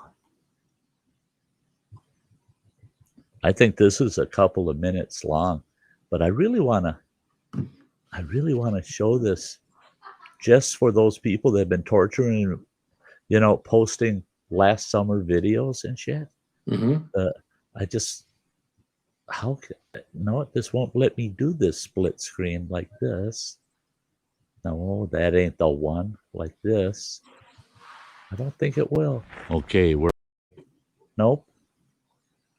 But this is where I'm going to be all next summer. Watch this, guys. Okay, we're right at the entrance of site number 6. And what I'll be doing is I'll be backing my adventure trailer in right there behind the truck. It'll sit right there. The pump house is right there. And that's where all of the well pump and all of the supplies for cleaning the restrooms is at. And this is the campsite. I mean, the campsite's awesome. It's tiered. It's lower down here, and then it rises up. Picnic table right here, which is a good spot for it. And that's where Nick will be setting up his tent when he comes. Nice fire pit. And when I looked at this site at first, I thought, where do I set things up? Well, right here is where the screen house will go. So the trailer is right there, screen house right there, in amongst. And Nick to the right. Nice trees. It'll be protected. It's a very nice site. And then this grassy area here, heck, I can just put lawn chairs out there, you know. I can put folding chairs out here. Nice satellite dish goes on that hill. You get some sunshine, sunshine during the day, and you get shade. Yep. And here's what I really love. I mean, here I am standing in the campsite, and look at there. I mean, you talk about water access. I can have a kayak and canoe down here, cable them right to these trees here to the left. You know, it's kind of a mucky, soft bottom in here, but it's not bad. It's not bad. It'd be so easy to bring my kayak in and out of here. Great access on the lake. I'm facing southeast, so I don't have to worry about the storms coming across the lake. It's beautiful. It's beautiful in here. When did you do that video? Last summer. Oh, so when you first heard about you're gonna possibly get that job. Yep, I went and I did a tour of the campground. Gotcha. And like in the middle of the tour, I did the campsite I'll be in. That what you just saw. And yeah, there's a couple locations that last seen looking out over the lake. Either right down there off to the left on the tree line is where the satellite dish will sit because it's got a good southern sky view there. In fact, you could stand down there and you can actually see Starlink satellites going by. Or in camp up on that hill above the fire pit, there's another spot where you can see through the tops of the pine trees real well. There's some big open spots. So, Hey, if I run away this summer, can I come stay up there with you for a while? I might like, shh, you can't tell anybody, but that's where nobody would know where I was. Okay. Yep. In fact, for my own mental acuity. In fact, I even hate to say it, but if it's for my dearest friends, if they want to disappear forever, that's a good stopping point. Because 2 years ago, there was a fella that went to that campground, and the Forest Service started getting concerned. And then a couple of the campers had gotten a hold of the Forest Service and said, that campsite over there, that motorcycle's been sitting there for a week. The tent's set up, everything, but we'd never seen anybody. They never did find the guy. Everything, all of his personal effects were in the campsite. None of it with him. Everything, his wallet, everything was all in the campsite. The only thing missing is him. And in the campground, there's postings. If you find any kind of remains, contact us at this number because they've been looking for the guy for 2 years. And you find a pile of bear shit with tennis shoes in it, and that's it. That's it. If you find bear shit with boot laces, because the guy was a biker, bear shit with boot laces, Well, they use a bootlace to floss their teeth when they get done with bikers. A class ring or some shit, or if you catch a fish that's got a wedding ring in his belly. That's the weird thing about that campground. And scaring people off now. My campground supervisor said that, he says you're going to have the history of this fella disappearing ingrained and down pat, so you can tell him the story of how it all occurred.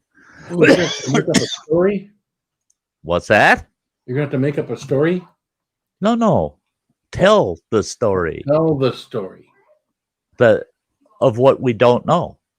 What we don't know is where the hell that guy is. Is he in a bear somewhere? Or is he in the fish you're eating? Or, I'll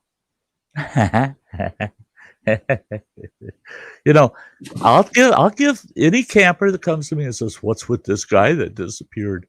I'll tell them all the facts, and then I'll give them some what ifs. You have to work on your storytelling. Yeah. What if we have a Jason living on that lake somewhere? Yeah.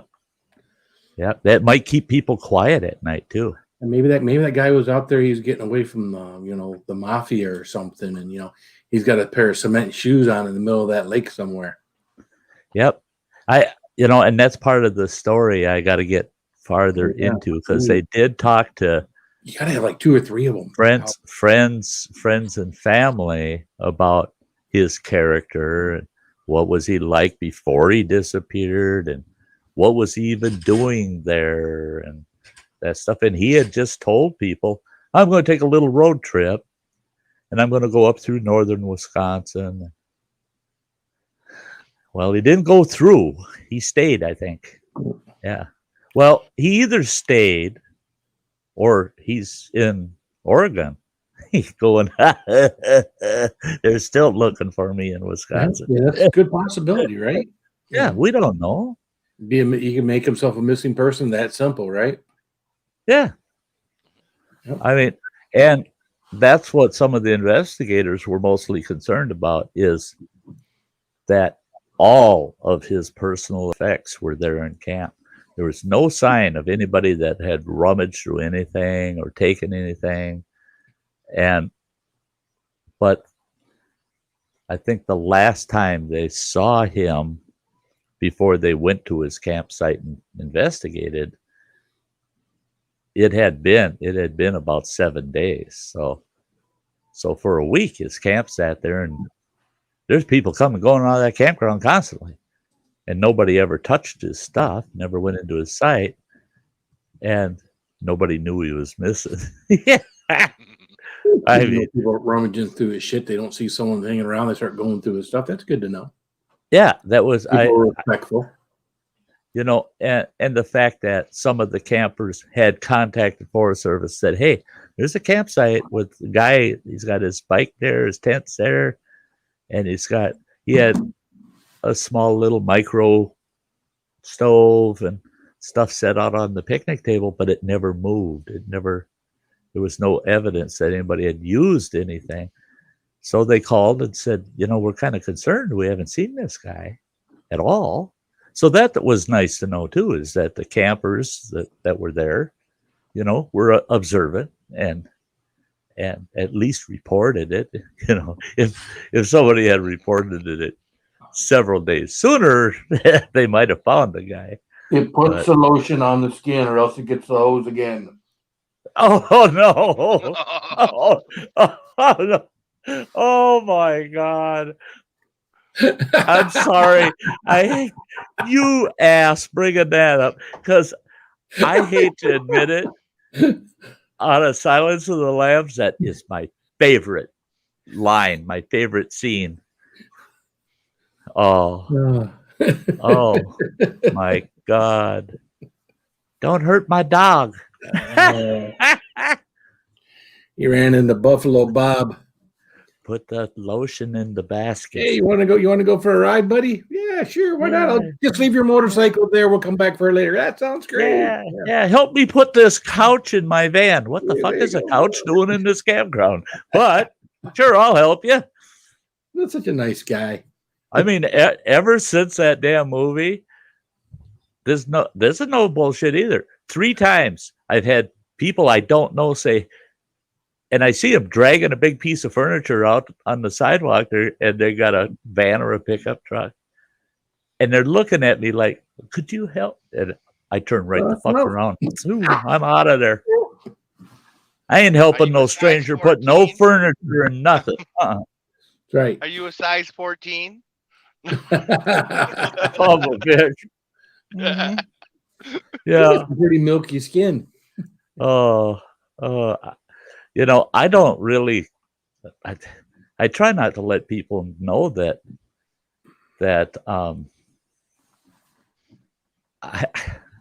I'm sorry, but Hannibal is one of my favorite characters. I mean, he is so freaking cool. I mean, that guy. Now he's a professional psychopath. I mean, that guy is such a pro. He's such a natural. I mean, I think Anthony Hopkins is like 10% of Hannibal Lecter in him. Anthony Hopkins comes across as a creepy dude now. Yes. He always comes across as a creepy dude. Well, I wouldn't say always creepy, but always usually kind of weird. there's a weirdness about him in every role he plays. Even in the World's Fastest Indian, he's supposed to be this old guy that's building this super fast Indian motorcycle, right? And he's going to go out with a woman for the first time in 25 years. And he figures he should trim his toenails. So he's using a grinder off the workbench in his motorcycle shop to trim his toenails. And I'm like, oh, that's pure Hannibal right there, man. Yeah. And I bet you he ate them as a side dish, I can't. What the hell was that movie where he's in a plane crash with this guy that's cheating with his wife, with Hopkins' wife? He's in a plane crash with him, and some other dude, and this grizzly's after their asses. And through the whole thing, Anthony Hopkins is nothing but a bookworm. He's not an outdoors person in any way, sense, or form. But he read all these survival things in books, and he's the only reason anybody was getting out of there alive.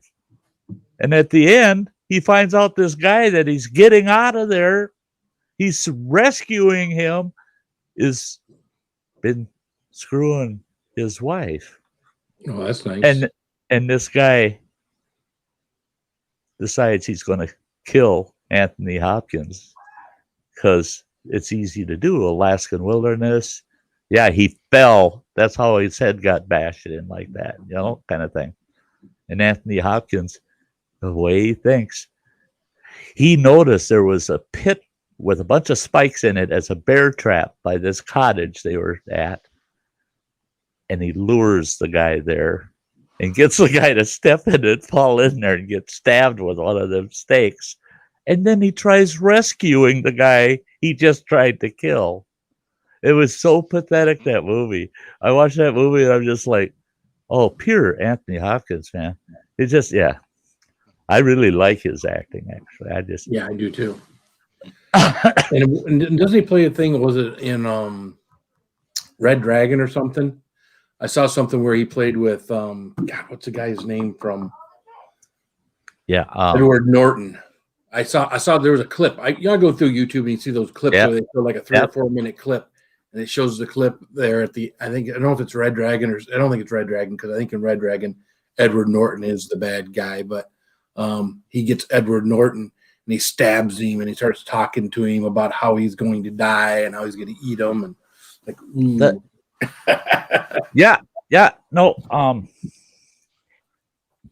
Isn't that Hannibal?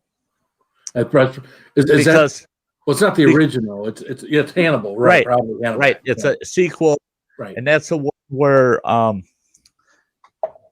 one of his victims survived, and his victim has these guys raising these hogs, and he wants to feed Hannibal to the hogs, but then he gets what's his face alone at the end, and doesn't he cut his fucking head open or something and start eating his? Well, that's another guy. That's isn't God? Isn't that one of the Bald? Is it one of the Baldwin brothers? No, it's not. It's one of It's not Baldwin brother. It's no, you're right. He's from one of those mafia movies. Yeah. I'm trying to think of his name. Yep. Yes. What's his name? Wasn't he in Casino or one of those? Yeah. See, now that was one of my favorite ones because I read the book, and the book, it's hard to believe. After you watch that movie, you go, holy shit, that's bad. There's some bad stuff in that movie, man. Having a guy that's totally conscious and you're having him eat his own brains. Right. I mean, that's getting really way out there, man. And then trying to creating these hogs that, I mean, they're man eaters. They don't want to eat nothing but people. And weird stuff. But that was one of the evidence. That was one of my favorites also. I mean that they were made almost too well. They were, Good night, Donald Morris. Hey, you have a very good night. Yeah, and then and again, Yeah, I haven't in the watched words a of lot Freedom them, James, we gone. but I liked Hannibal when Edward Norton played that role too. The series. Yeah. Yeah. I I got to go back and watch all that stuff again because that's like creepy good. Yeah. You know, it's not like scary good. It's not like scary like, you know, a thriller it's horror just, movie. It's right. creepy good. It's kind of like It's not the kind of thing where all of a sudden you go, whoa, shit. You know, right. yet Something it's like jumped out at you. it's more like you sit there and go, whoa, shit. Makes you think. What's up, Georgiana? Yeah. Hey, Georgiana, good to see you. It's been a while. But that's it, you know, and Well, and the thing with characters like that is that there's that, you know, element of reality and truth to it that, you know, you see people on the street like that guy probably eats people. You know, I've thought that a lot myself. I see some people walk into my work. I'm thinking, does that dude eat people? Looks like it. mhm. Let me let someone else help him. makes clothes out of women's skin. Yeah. Oh, that's like Russell Crowe's latest movie, man. What the hell is that called again? Oh, I've watched it 3 times and I've only had it for 3.5 weeks. That shit. I watched that damn movie. Russell Crowe in that movie, he's all chubbed out. I mean, oh man. Yeah, he ain't the gladiator anymore. He looks more like he's Gladiator, you know. But I mean, the guy's a disgruntled husband that kills his wife and her boyfriend and burns the house down. And then he's driving down the road and he's got mental health issues and he's popping pills. Unhinged. That's it. Yep. I bought it. You gotta watch it. You gotta watch it. And what that whole freaking movie about is road rage. He ends up with a bad case of road rage, and it wouldn't have had to have gone there, but he ends up with some gal that's being an ass, honking and blasting her horn because he's sitting at an intersection and he's thinking about everything he just did. He just killed his wife and her boyfriend, burnt his house down, and he's sitting there thinking about it. And she's blasting her freaking horn, drives around him, asshole. And all of a sudden something clicks and he's like, that wasn't nice. So he follows her, pulls up beside her, and he says, all I need is an apology. I just need to see that you can accept that you were wrong in doing that. And he goes, beep, beep on his horn, you know, beep, beep. And he goes, you hear that? And he does it again, beep, beep. He goes, that is a courtesy honk. Like, hey, you can go now, you know. Sorry, but here's a courtesy honk, beep, beep. And he goes, blasting your horn, you're a bitch. And I think you need to apologize. And she basically started to tell him to fuck off. And you could see his whole demeanor change. And then she goes, fine, I'm sorry. And he goes, you know, you just don't sound sincere to me. And then the movie starts. Oh, fuck, it goes insane. The rest of the movie. Him and his road rage after her ass. Oh, yeah. You watch that.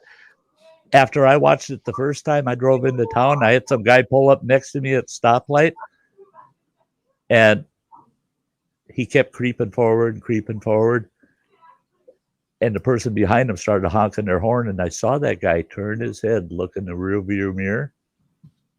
Then he looked in his side mirror, looked in the other one, and I'm like, oh, shit. He looks my way. I'm going to go, hi, hope you have a nice day. I'm going to be sweet as hell to that boy after watching that fucking movie. I ain't pissing him off. Because what if he's Russell Crowe today? I mean, no.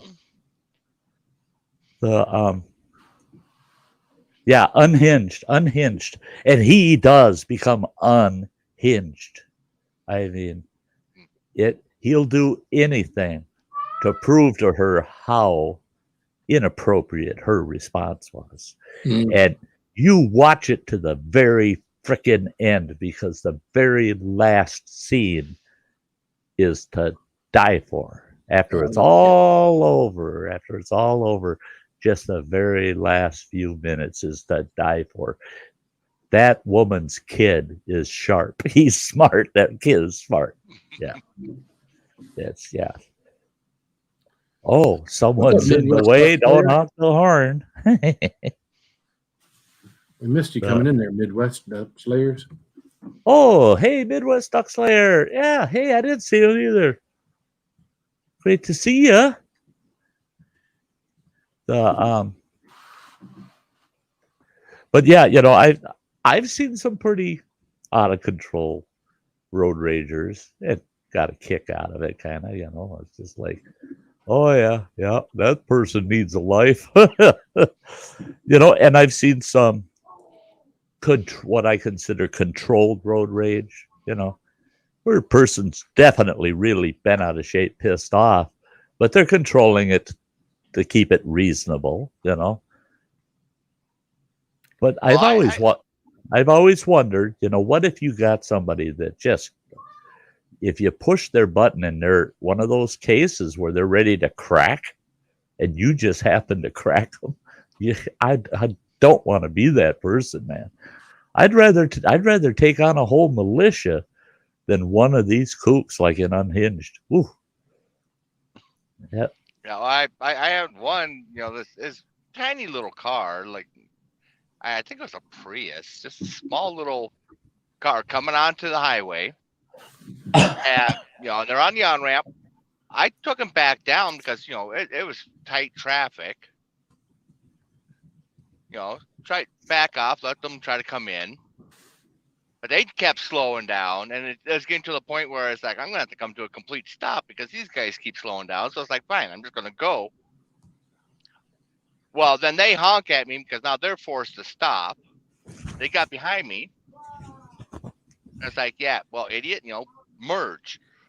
I get going down the road. It was, probably about 50 miles down the road. I pulled into this truck stop.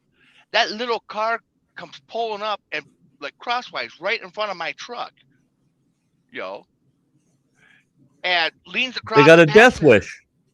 They lean across the passenger seat and flip me off. The best part is this gal looked like Betty White, just a little tiny granny, like all pissed off, and then peels out of the park. I was like, you took and drove an hour out of your way to come flip me out, make sure I saw it. Yep. Well, she's driving a Prius. She didn't peel out of the parking lot, so. Yeah. Wow. Yeah. She might have to peel out of her panties, but she didn't peel out of the parking lot. I had a guy one day, and I had a guy one day. I pull out of my driveway, look both ways, pull out of my driveway. There's a hill back there, but I pull out of my driveway and I get up to this posted speed or maybe a little bit more because sometimes I drive a little over the posted speed. Sometimes, not always. And I'm going down the road and this guy's like in a bigger pickup truck than mine because mine's a little pickup truck. He gets right on my ass and I'm like, what the hell? So we go over this hill and you can't pass there. And then we come up this hill and I decide, you know what? Just let me get over. Let him. Obviously, he's in a bigger hurry than I am, so I kind of get over so he can get around me. And I'm like this, right? The guy gets. So we got another 200-300 yards to the stop, four-way stop, and we get up to the four. And at this point he's a good bit ahead of me, and we get to the four-way stop. He gets out of his vehicle and starts coming towards my vehicle. The hell. Well, I stopped probably 30 yards back from him. Yeah, make sure they got to walk right away. He's already getting out of his vehicle. So I'm not going to sit in my vehicle and let him come up to my window. Yeah. So I get out of my vehicle and I confront him. And I said, he's like, what's the problem? I said, well, you were right on my ass. I said, so I moved over to get out of your way. And yeah, I did do the whole, I says, but you were right on my ass. The guy kind of backed down because I was a little bigger than he was. But he thought he was going to get out of his vehicle and come back and intimidate somebody and be, now again, in today's society, You look back at it, he could have gotten out a weapon. He might have had a weapon. Yeah. He might have had any number. But the last thing I was going to do was sit in my vehicle where I become a smaller, less defensive person, where he could have reached into my window and punched me or done any number of things. I'm getting out of my damn vehicle, and if we're going to go to blows, because I let him pass, and I went like I didn't give him this hand gesture. I was like, what the hell, man? What the hell? You're all over my ass. I'll just pull over and let you go by. And then he wants to get out of his vehicle. It's like, yeah. When I think of road rage and things that happen out on the road, I always think of trains, planes, and automobiles. When they're going down the highway and that guy's over there, hey, you're going the wrong way. You're going the wrong. They're on the wrong side of the interstate. How do they know where we're going? And how do they know where we're going? And John Candy's going, they don't know where we're going. And that's sometimes things can be misunderstood. There's definitely a communication gap when there's all that distance from the inside of your vehicle to the inside of theirs. And there can end up being this huge information gap in the middle.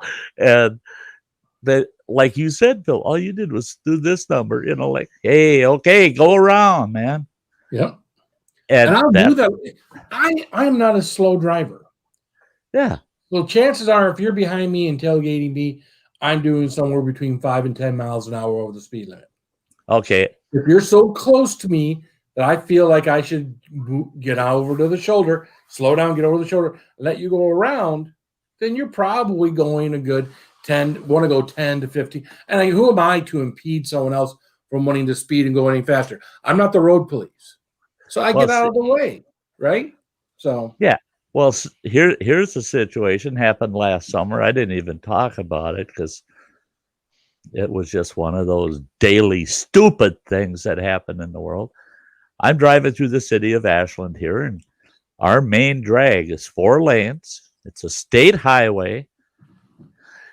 And for what is it running water? About 4.5, 5 miles. It's 25 mile an hour speed limit. Yeah, about that. Yeah. And from I guess from the pizza pub all the way out to the west end to Beezer. Yeah. So it's a good long stretch. It's a good long stretch. Otherwise, it's 35 until you get to the outskirts, then 55. But through that whole 25 mile an hour zone, that's all downtown, and it's got turn lanes, center turn lanes. So you got 5 lanes. You got the 2 driving lanes and the turn lane in the center. I'm in the fast lane because I'm going to be taking a left about 6 blocks, 8 blocks up ahead. It's 25 mile an hour zone. I got some asshole. I couldn't even see the headlights on his rig behind the tailgate of my truck. That's how close he was. And he starts blasting his freaking horn, and he's giving me the finger and pointing to the slow lane. I look down at my speedometer. I'm going, are you kidding? Fucking kidding me? This is a 25 mile an hour zone, and I'm doing 42. And you're honking at me to get the fuck out of the way, and there's nobody in that slow lane at all, anywhere near us. You get over there, pass me in the slow lane, you son of a bitch, because already I'm going faster than everybody else other than you. So, no, kiss my ass. And I get to my turn signal on, pull into that turn lane. That son of a bitch stays right on my ass. I turn off the highway, get on the street. It's right by the post office. I pull over to the side and stop. Sure as shit, he pulls in, stops. He gets out, comes walking up my truck. Well, I wasn't going to get out because I conceal and carry in my truck, so I don't worry quite as much. So I wasn't going to get out, but my driver's window doesn't work. It's a real bitch. That's a long explanation for me to lower my window. So I opened the door, and I get out, and there he is. He's walking. He's about the tailgate of my truck, and he's walking up to me. What the fuck do you think you're doing? That goddamn lane is only to be used as a fast lane. I said, no. Actually, under our state laws, that's an approach lane to left turn. That is not a fast lane when you're in a speed limit controlled area, such as a community. That lane is for me to move into so I can move into my left turn lane. And my left turn lane was only a half dozen blocks away, and there was no one else except you and I. You should have been over in that other lane, and you can go as fast as you fucking want. I don't care. But I was already doing over 40 miles an hour. There was no excuse for you climbing my ass, blasting your fucking horn. And he goes, oh, so you were doing 42 miles an hour, huh? And I said, yeah. And he goes, it still wasn't fast enough. Stay the fuck out of that lane for us people that want to get somewhere. I said, you know what? I don't think we should agree to disagree today. And I pulled my cell phone out of my pocket. I said, I think I'm going to call a local PD down here. I want an officer to tell me if it was all right that you were riding my asset and I was doing 42 miles an hour in a 25 zone with you right on my ass honking for me to get out of the way so you could go faster. I want to ask a cop if that's all right. He never said nothing. He just turned around, went back out in his rig and drove on. He didn't even turn and look at me as he went past. And I thought, you don't want an answer? Because that fucking cop's going to give both of us a fucking speeding ticket. That's what I was thinking in my head. You can give both of you a ticket. Right. And I was willing to pay mine. And I was very willing to let him get cocky with the cop. Because I would be the yes, sir, whatever, sir, yes, sir. And he would have been the whack, and the cop would have pulled in after you. I'm sure he would have gotten an additional ticket for something else. Oh, they would have nailed him for either for careless driving or else the tailgating, you know. Yeah, they would have doubled up on him. But I thought, you know, okay, if you're in the right and somebody fucks up and just damn near causes a true issue for you, and you go, what the fuck? You know, or you make a gesture and you just shake I do that. I shake my head. No, you know. I do that so much. My head's going like this all over town when I'm driving. People, I mean, come on, people. That's justified. I mean, a true defensive driver has the right to get pissed off out there. I mean, because there's people that are out there offensively driving. It's like they're out there trying to take someone out. Yeah,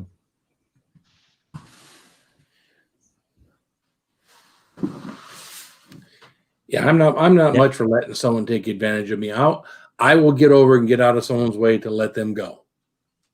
Yeah. Again, I'm doing 5 or 10 over if that's a situation, but I'm not going to eat anybody's shit. No one's going to give me a bunch.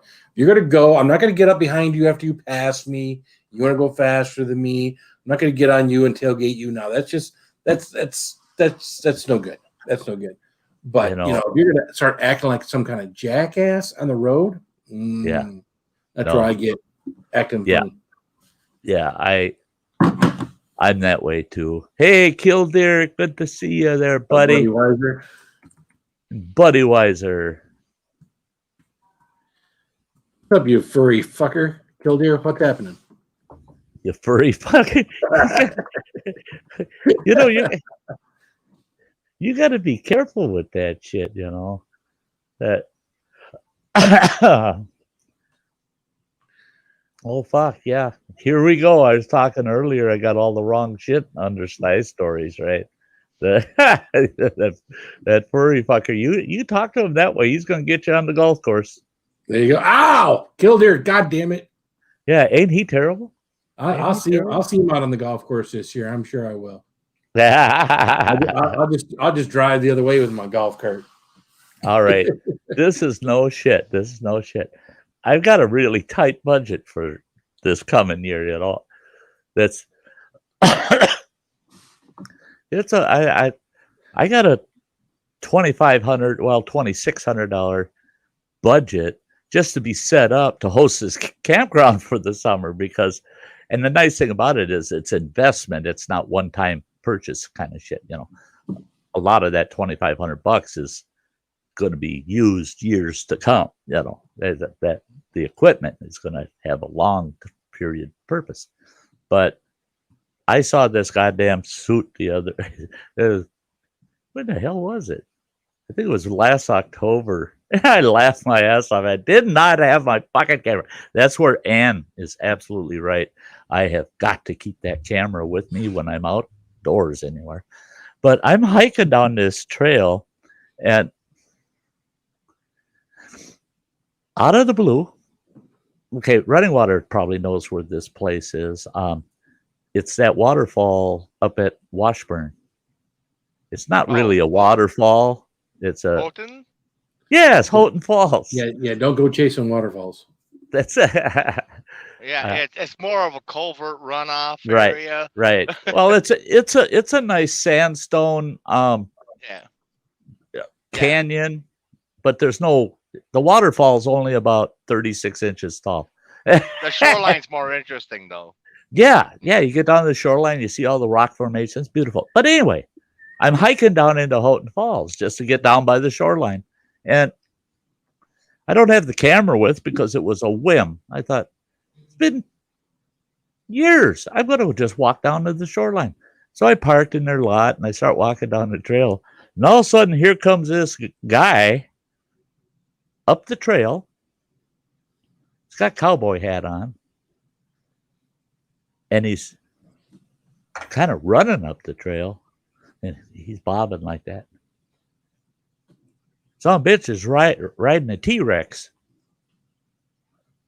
He's got this T-Rex outfit that he put on, and his legs are the legs of the fucking T-Rex. He's got a pair of reins, and that T-Rex, the top of its head is just below eye level for him, and he looks like he's on its back because it's got fake legs with cowboy boots and stirrups, and he's running up the trail with this fucking T-Rex.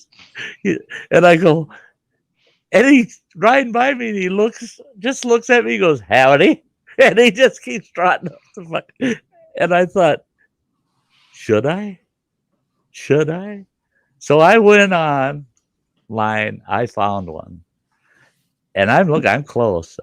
My budget is close. I think those would be great Sty trail videos occasionally throughout the summer. Oh yeah, guess who I ran into out on the trail at such and such a place, and put on that T-Rex and go running down the trail and film that shit. Me coming around the bend and riding by on that T-Rex. Hey guys, heading to the Sty Shack. You know, I think I will. I want that. Hey, Midwest Duck Slayer, thank you much, man. That is so nice. Well, that great reminds super me, sticker. Something I come across the other day. Just browsing through, Alibaba and Wish and Amazon. Just seeing what all's out there, what's trending and stuff. Saw the costume of that bear outfit off of Super Troopers. Oh yeah, the bear in the woods where the guy's mounting the bear. It's like, I need to show up at Sty Camp wearing that. Yeah, stand over on the side by the bushes.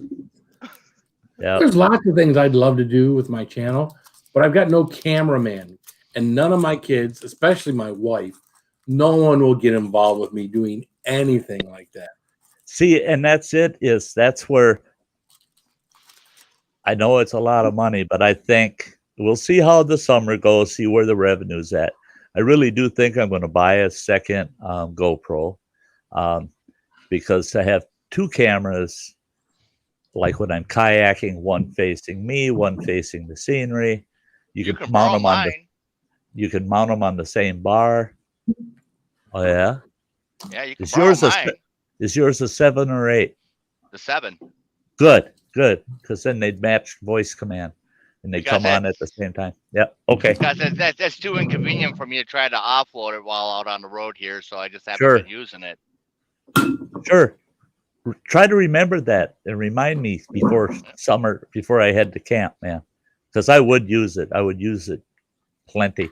But I've, you see some of these guys. This buddy of mine, MT Woods Runner. Okay, he's from West Yellowstone, and he's a mountain climber. I mean, this son of a bitch is climbing these mountains. He's like, oh yeah, this small mountain today, it was only 13,000 feet. Say what? Small mountain today? Fuck you, the old bastard. He's the same age as I am, and he's climbed. Year before last, for the summer, he decided, I'm going to do a 20 peak challenge. I'm going to climb 20 peaks this summer. And he did. He climbed 20 freaking mountains. And these are all extreme trails and a lot of bushwhacking, crossing these big ice flows and shit. And climbing some of the worst shit I ever seen. True mountain climbing kind of crap. And he's 64 years old. Well, I watch his videos. I love his videos. And you'll see a shot of him coming up that mountain, up the trail. And you realize that fucking camera is a quarter mile up that mountain, filming him coming up that mountain. He doesn't bring there's only like, out of the 20, there's only like 5 where he had a hiking partner with him. All the rest, it was just him and his damn dog. He hiked up that frickin' mountain, set his fucking camera up there, walked all the way down that son of a bitch, and hiked back up to get that shot of him heading up the mountain. And then you're thinking, God, I can't believe that son of a bitch. He hiked that section twice. You get towards the end of the video, another section, and it's him. All of a sudden, he comes on screen, and he's hiking down the face of this fucking steep-ass mountain. And he goes way down to the bottom and disappears in the wood line. And then the camera changes views. Wait a fucking minute. That means he had to go back up that son of a bitch, get that camera, and bring it all the way back. He does that all the freaking time. And I told him, MT, that's insane. And he goes, yeah, he says, I don't like that, leaving my phone way the hell up on the mountain when I'm that far away. If somebody else comes on a trail, sees a goddamn $800 phone sitting on a rock, they're going to take it. I go, you're using your phone? He goes, oh yeah, everything. I film everything with my phone. And he says, and I don't like not having my phone on me in case I fell and needed help or something. I told him, I said, you're a stupid old fuck. You buy a camera, an extra camera, man. Don't do that. If you want a picture of you coming down that fucking mountain, now you're going to have to work twice for it. But the up shit, you set that camera up that you want to get you going down. When you go back up for it, that's your up video. All done together. You don't do it separately because that's 4 trips. You can do it in 2. Well, I never thought of that. Stupid woodsman. Oh, no wonder he's so fucking healthy. He's going up and down those goddamn mountains trying to get those shots. And Phil, I know what you're saying because you've done it. You've done things where your camera's set aside and you walking into the scene or something, and it's a bitch when you got to go back to the camera, to get these shots. In March, when I was doing all that stuff, when I was hunting for the Shaga and I was doing all that stuff, I would find a place down there for my phone and my stand, and I'd put it down there, and I'd walk back up the trail where I couldn't see my phone again, and then I would walk down that trail and walk and try not to make eye contact with the phone, right? So like you're walking through the woods and whatnot, and I get past the phone, and I'd pick it up, and then I'd go further down the trail and set it up again and come back until I couldn't see the phone again. And yeah, half of that footage I did during March, during that 3 weeks of COVID that I was at home. No one's ever seen. Yeah, I had one that nobody ever saw. And then when that old computer crashed, that was one of the groups of files that just got corrupted. It was lost. But Wow. that one I wouldn't have shown anybody publicly anyway. But I had a trail camera set up going out to Lost Creek Falls, and there's a spot where you have to go uphill for a ways, and then it's kind of flat through the woods, and it's kind of like a fairyland look, you know. And I set the camera way across where it starts going downhill again, and I walked all the way back down that other hill. So I'm hiking up that hill. Well, all that dinking around, walking back and forth, I had already been walking for an hour, and it was one of those hot days. I'm just staying hydrated, drinking water. Well, I hiked all the way down there. I wasn't even thinking about the fact, yeah, that camera's down at the end running. It's filming me walking away, and I want it to film me coming back, right? Mhm. Well, as I'm walking away, I get about halfway to where I wanted to be, and I go, God, do I have to piss? Man, do I have to piss? So dude, you're going there. So I turned sideways off. I didn't go completely off the trail. I just went a couple feet off the trail and start taking a piss.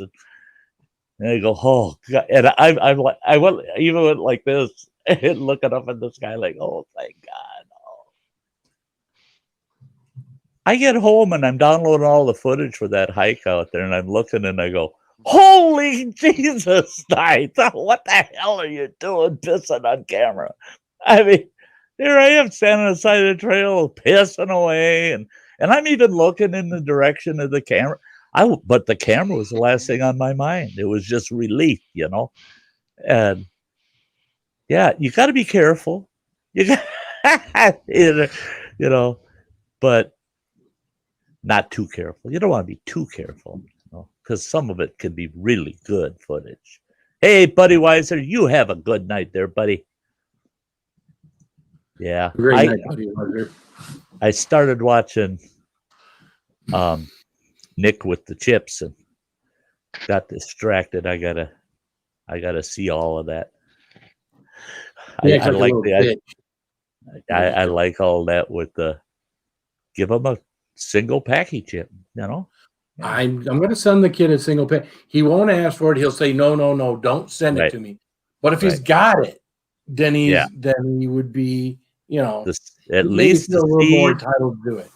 Yeah, at least the seed will be planted, and it'll be, you know, eventually the temptation will overrule, and he'll go, I may okay. have one or two over here.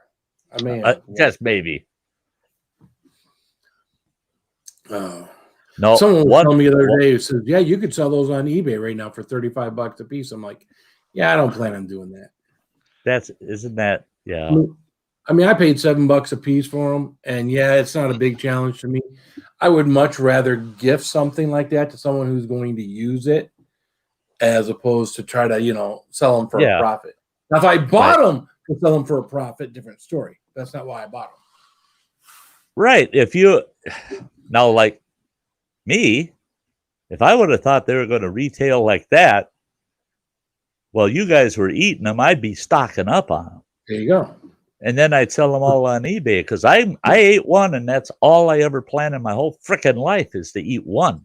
So So yeah, I wouldn't mind buying 20 or 30 of them buggers and resale on them. I mean, but if I bought them to do a challenge and just bought a good supply, and it just happened, all of a sudden they're worth a lot more, 3, 4, 5 times what I paid for them. Still, I'm like you, Phil. I'd rather send one to somebody. Well, that's like these damn things. This summer, I'm going to give a few. I have probably about 4 of these, 5 of these away. But these Cricket fire starters, you buy this bitch online now, it's $10 is the cheapest you're going to find these buggers. I paid $1 a piece for them at the Dollar Tree. Well, it was when the company wanted to first introduce a product in the U.S. These are made in Sweden, I think. Yeah, I think it is. Yeah, it's imported by Swedish Match, the North American division. But they're a bitch to find. They're really a bitch to find now. So that, you know, I've seen them as high as $16 a box.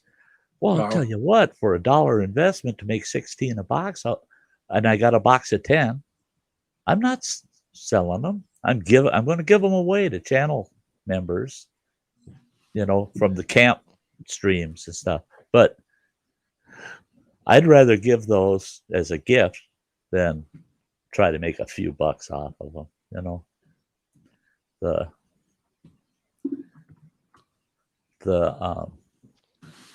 There's Joey, What's up, neighbor Joe W? girl.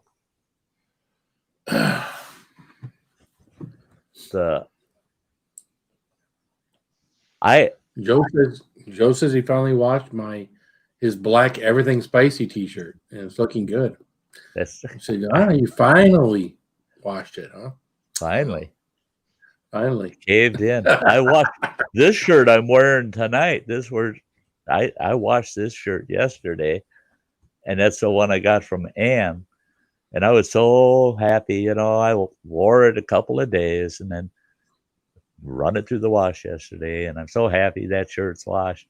I took that shirt out of the laundry basket, going to hang it on a hanger. And I thought, no, I'll just drape it over a chair. I'll wear it tomorrow. I put that son of a bitch on this morning, this shirt on this morning. I'm going, it's as crispy as it was when it was brand new, because it's such a good quality outdoor shirt that it's got that kind of crispness to it. It's not a soft. The fibers haven't broken down yet. Right, the fibers haven't broke down enough to where it's got that real soft feel to it. It's very comfortable just the way it is. It could stay this way, I wouldn't mind a bit, but it will get softer and limper, but most of the clothes I buy first washing, they look like they're 3 months old, and been used a lot. This shirt, the first washing, it looks like you just took it off the rack. So I wonder if there would be a market for a shirt like that, or a shirt that would be like that, but it would have your Sty North logo on it. If enough people would buy them. I know Teespring doesn't offer anything like that, but to have a nice quality shirt, that then something that would have sleeves and something that would then have like a logo or something on it. Oh. Yeah, I figure if I live long enough and the channel grows large enough that I'll bite the bullet and go with a commercial grade shirt that has a Sty North logo on it. I'd really like to get hats, do-rags, or do-rags with the Sty North logo on them. But that had to be way up on the edge of your do-rag, because Well, if you got like the welding cap style hats, you could where it's just the cap. Because they make them with the the welding company logos on them, so it'd be easy enough to put your own logo on it. Yeah, what I'd really like to get is the Samantha, sweetie. Hey, you do have a key, girl. What I'd really like to get is some of the jungle style do-rags. They got the long tails on them. Tails about 14 to 16 inches long, where they're full covered with the smaller logos. Because you get enough of those green logos with a green background or black background, it's going to look camel. Well, that'd be if it was a multi-print all over it. Yeah, that'd be cool too. Right. Yeah, where it's just random logos, the whole thing. Just smother it with logos. Hey, Guani, good to see ya. Guani Astenako.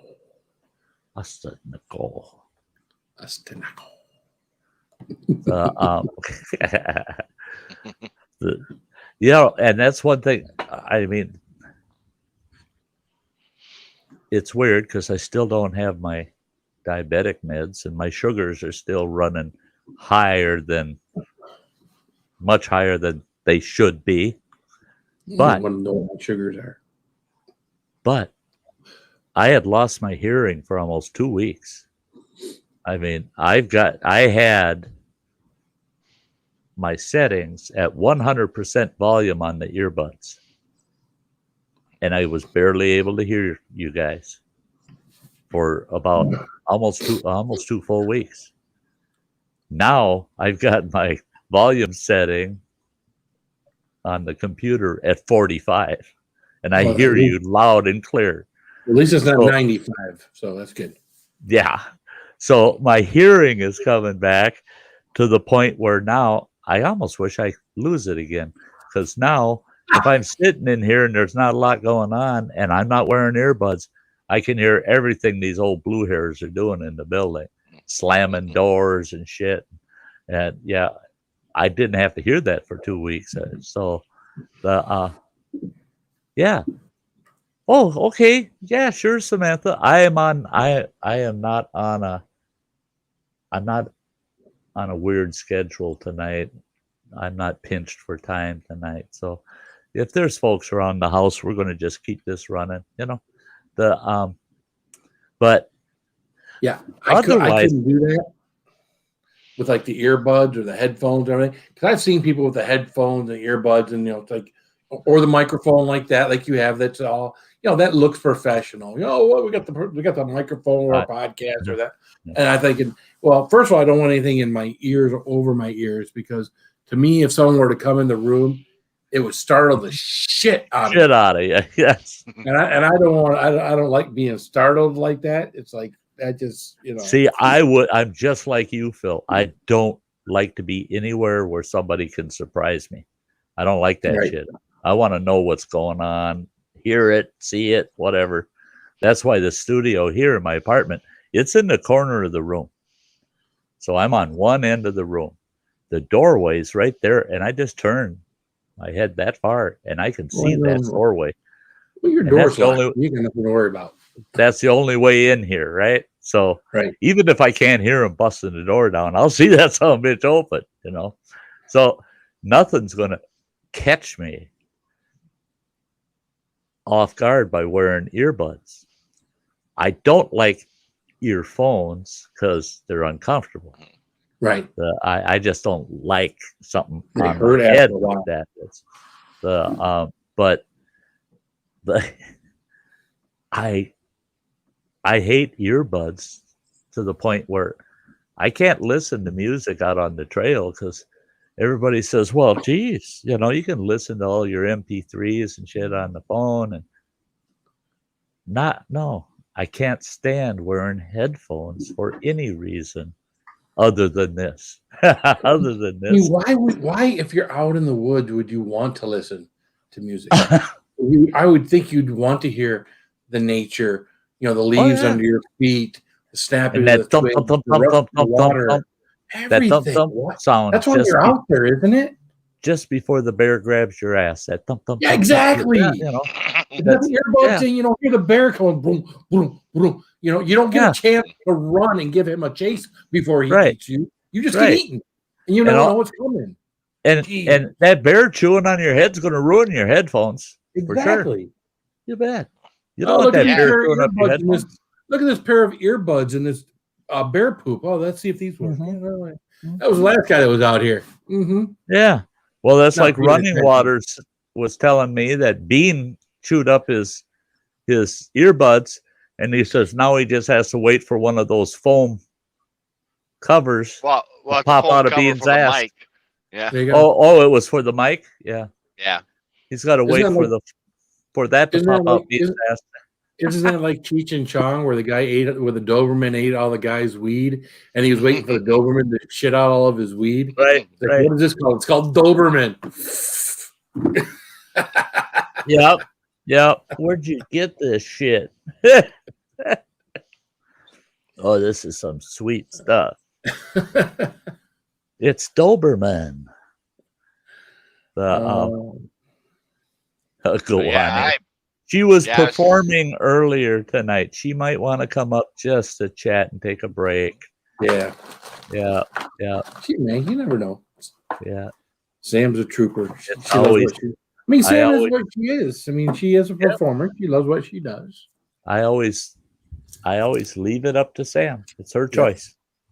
It's her choice, and I tell her not to be shy. Say no if you're not up to it. Just say no. Nobody hears. You're not going to hurt our I think the feelings. biggest thing with her is she has to hush everyone in her house when she plays, because Right. you see she mutes a lot when she's on our panels, because there's a lot of commotion with her husband and her son going on in the house. And when she performs, then she really has to tell them, shut up, I'm playing. Yeah. We've seen that a few times. That 2 or 3 minutes of silence, complete silence, and they do respect it. Well, they do respect that. So. They do a pretty good job of giving her that consideration. The Labrador, there you go. Gilder remembers Labrador. It wasn't Doberman.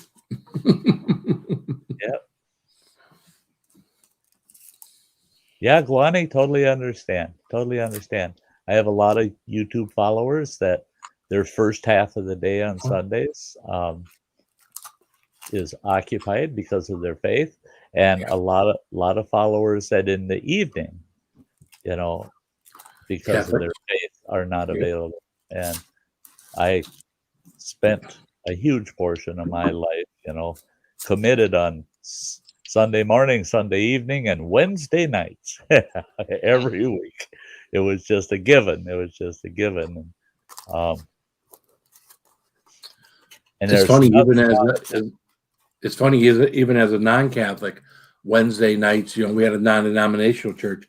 On Wednesday nights, we had something for the kids. Right. That was a 2-hour thing. So we were non-Catholic, also non-denominational church, and our Wednesday nights, we had Wednesday night service and youth group. So the youth all had their youth group thing going on while the adults had the Wednesday night service. And then Sunday night service was just a shortened version of the Sunday morning service, Yeah, we had 2 morning services, some for the early birds, and we never had the evenings or anything afternoon. My biggest problem with church wasn't church. It was my wife. Well, when church is over, we would get there, we would talk to folks and everything else, and I was all good with that. Hey, we talk to people, socialize. These are all our friends, right? Right. When church is over, I want to go home. Right. I want to go home because I want to get ready. There's a football game usually, especially in the summer month. Football, but whatever. I want to go home. I don't want to be the last people out of the church. Right. I don't want to. And in many instances, we were the last people out of it, and that I didn't particularly care for that. I'm that way too with social things of that nature. When I say goodbye, shouldn't we be getting in the car? Yeah. We don't have to be the very last person that has no one to say goodbye to when we leave. Right. Goodbye is goodbye. People will understand. Church is over. It's time to go home. Good night, sweetheart. Good night. Hey, we're out of here. And for me, growing up, us kids, when church was over, oh yeah, my mother, she wanted to talk to the pastor and the pastor's wife and everybody in the dang church before we could go home. And we're going, Ma, we're hungry. It's Sunday dinner, let's get there before Monday, Ma. Well, we had 6 kids. Who do you think was keeping them from burning down the church while she was talking? Right. The dad is, and my dad. What is wrong with your husband? He is always yelling at those kids. I don't know. I'm just standing here talking, and he's yelling. I'm trying to keep him from burning the place down while you're talking. Yeah. You want to hear the truth? My little monsters are actually devils, and they're going to burn your church down. You should tell us to get out. Don't say goodbye. Just say, get out. See, my dad, he was the chief of police. And your dad was the chief of police? Yeah, he was. Never heard that before. You never heard that. But he he, he well, he was. He was. So what the hell are you gonna do when I say, oh yeah, I come on a stream someday and say, oh yeah, my dad, he was a machinist, and then you're gonna go, okay, the old fucker's lost it now. His dad changed careers. His dad's been dead since 69.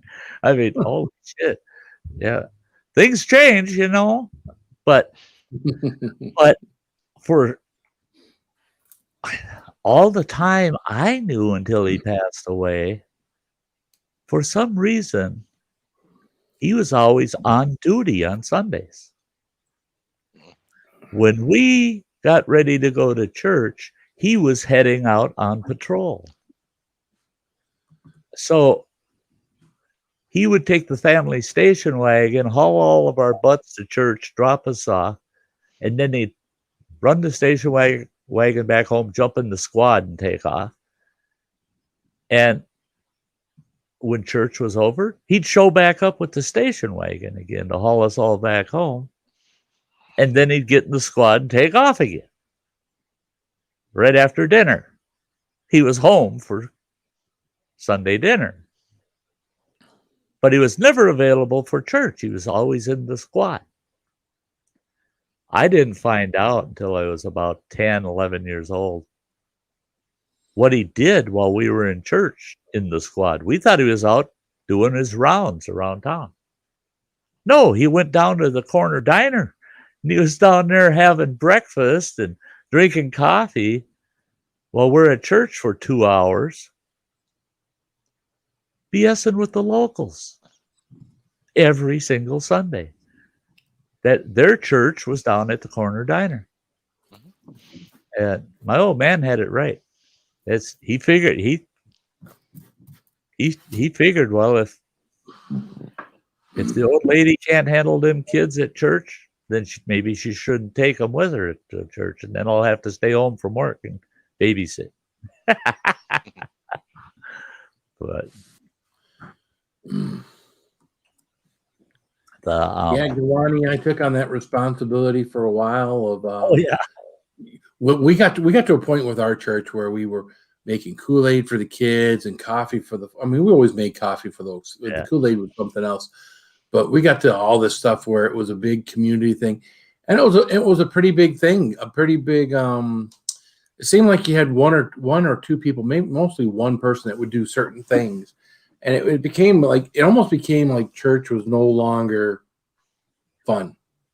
You know, I became a deacon at one point in my church, and that was probably the worst thing for me as a Christian, because once I knew about the politics of the church and I knew all the backstories of everything that was going on in the church, the political stuff and everything else, I'm probably one of few deacons, people that ever been elected to that position, that actually quit. Yeah. I don't know how many months I was doing it, but it wasn't very long, and I got tired of all the politics. We had someone that was taking the minutes, a lady that was taking the minutes, but that person was not an elected person, and they seemed to act as if they were an elected person. It got me all kind of twisted in the church and all the everything that was going on there. So I felt much better being a member of the church than someone who was a deacon or an elder or something like that. But even that eventually, then you start seeing people differently, which means you almost start seeing people as they really are. Right. Which is, a lot of us are hypocrites, right? Hey, Sarika, great to see you. If I wasn't streaming, I would have been over there with Loopy Lisa's too. Yeah, I saw Sarika over at Loopy Lisa's yesterday. I think yesterday or day before when they were on White Tiger. They had a lot of chicks over there. Yeah. I'm glad to see Loopy Lisa online more. It's nice. She's doing it during normal hours. Yeah. It's tough for her to get over here during our hours, especially if you work. Oh, absolutely. No, I know what you're talking about there, Phil. It's the church I grew up in. It was called Spring Park Bible Church, non-denominational church. And I think that church, I don't think it would hold more than 50 people in that church. Oh, that's pretty small. That's very small. And it was rarely full. Ooh. If you let all the kids in the church with all the adults, then it was pretty full. But they always had something whenever there was a church service, there was something for the kids going on in the basement, right? Sure. They had their own thing going on. Well, but that church was so family oriented that, you know, we'd have potlucks once a month kind of thing. And we'd have all these other little things that go on. Like the women had, what do they call that? Dorcas, where I got in trouble because I made fun of it. Yeah, that's where all the dorks go, is that Dorcas thing. That's, yeah. But you had to be a little careful around the church, you know. But it was such a family-oriented kind of church. And the pastor, if a newcomer came into the church, they'd have a hell of a time picking out the pastor because he seemed like just one of the people, one of the folks there, you know, unless he was up at the pulpit. Right. You didn't know he was the pastor, you know. And he didn't, it's not that he dressed better than anybody or acted better than anybody. He was just a good down-home preacher. And he didn't pound the old fire and brimstone crap on you every day where you spend the whole week just waiting for next Sunday so I can ask to be forgiven so I don't go to hell. But then he's going to tell me next Sunday that I'm going to hell anyway. So, oh no, you know, I've been to some of those who are just like, oh no, I don't want to go to church again because they're going to tell me I'm going to hell still. I'm still going to hell. Well, no. Our church was so family oriented that everybody there were friends. We were all friends. I mean, all of us kids went to the other families' homes and stuff. And, you know, we had all these different outings and stuff together. Everybody knew everybody personally. And one thing, boy, you did not bring politics up in that church. You did not go there because everybody in that church would say, that's enough, or else you're going home for the day. We leave all that crap outside the doors. We come here for other reasons. We don't, you know, we want each other's company. We want to feel good when we leave. We don't bring up all that bullshit we got to live with every day. We don't bring that up in here. We don't try to create dissension and division.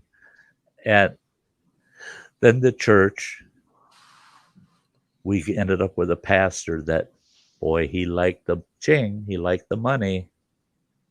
Let's build the coffers of the church. And the next thing you know, after he convinced everybody to keep putting in that offering, you know, all of a sudden he says, I found the perfect church for us to buy.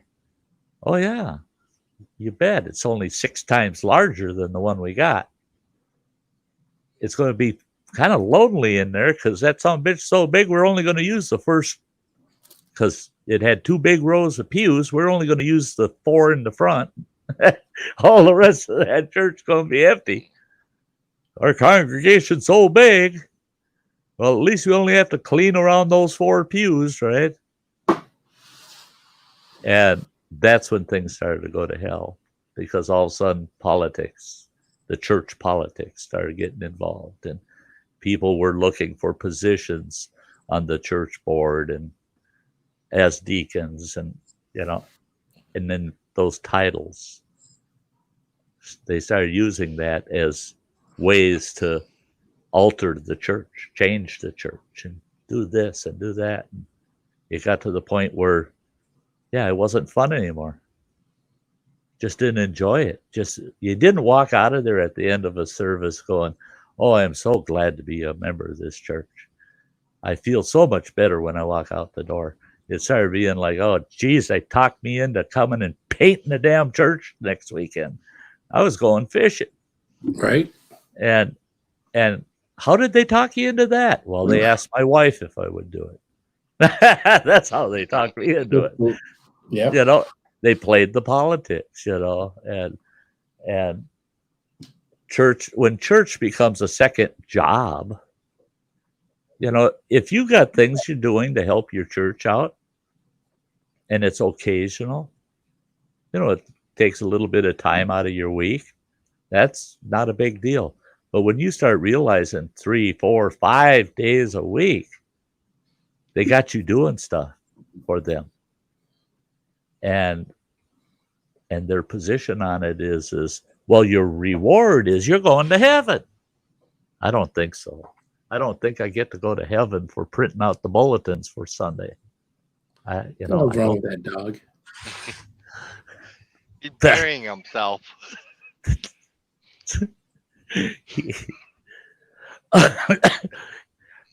That's one thing I notice with Bean is he can be a lot of times he can be self-entertaining. Oh, you got headphones on. He can't hear me. No. I'm yelling. You got to yell Bean really loud for him to hear you. Yeah, right. You'll watch Running Water go, whoa! Oh, God damn it. Yeah, the hell with that dog. Quit calling that dog. It's cool that he's got a Mexican dog named Beaner. That's cool. Yeah. So that going out and eating after church, yeah, that I did mind. That was one change they made is people kind of got the idea that they were doing potlucks after church. They got to the point where it was almost like every Sunday, they're doing a potluck after church. That's where your Sunday dinner is potluck. And it was like, yeah, potluck every Sunday. Come on, let's get real. Well, it becomes an all-day thing, right? Yeah, there's so much effort. So now they're all talking.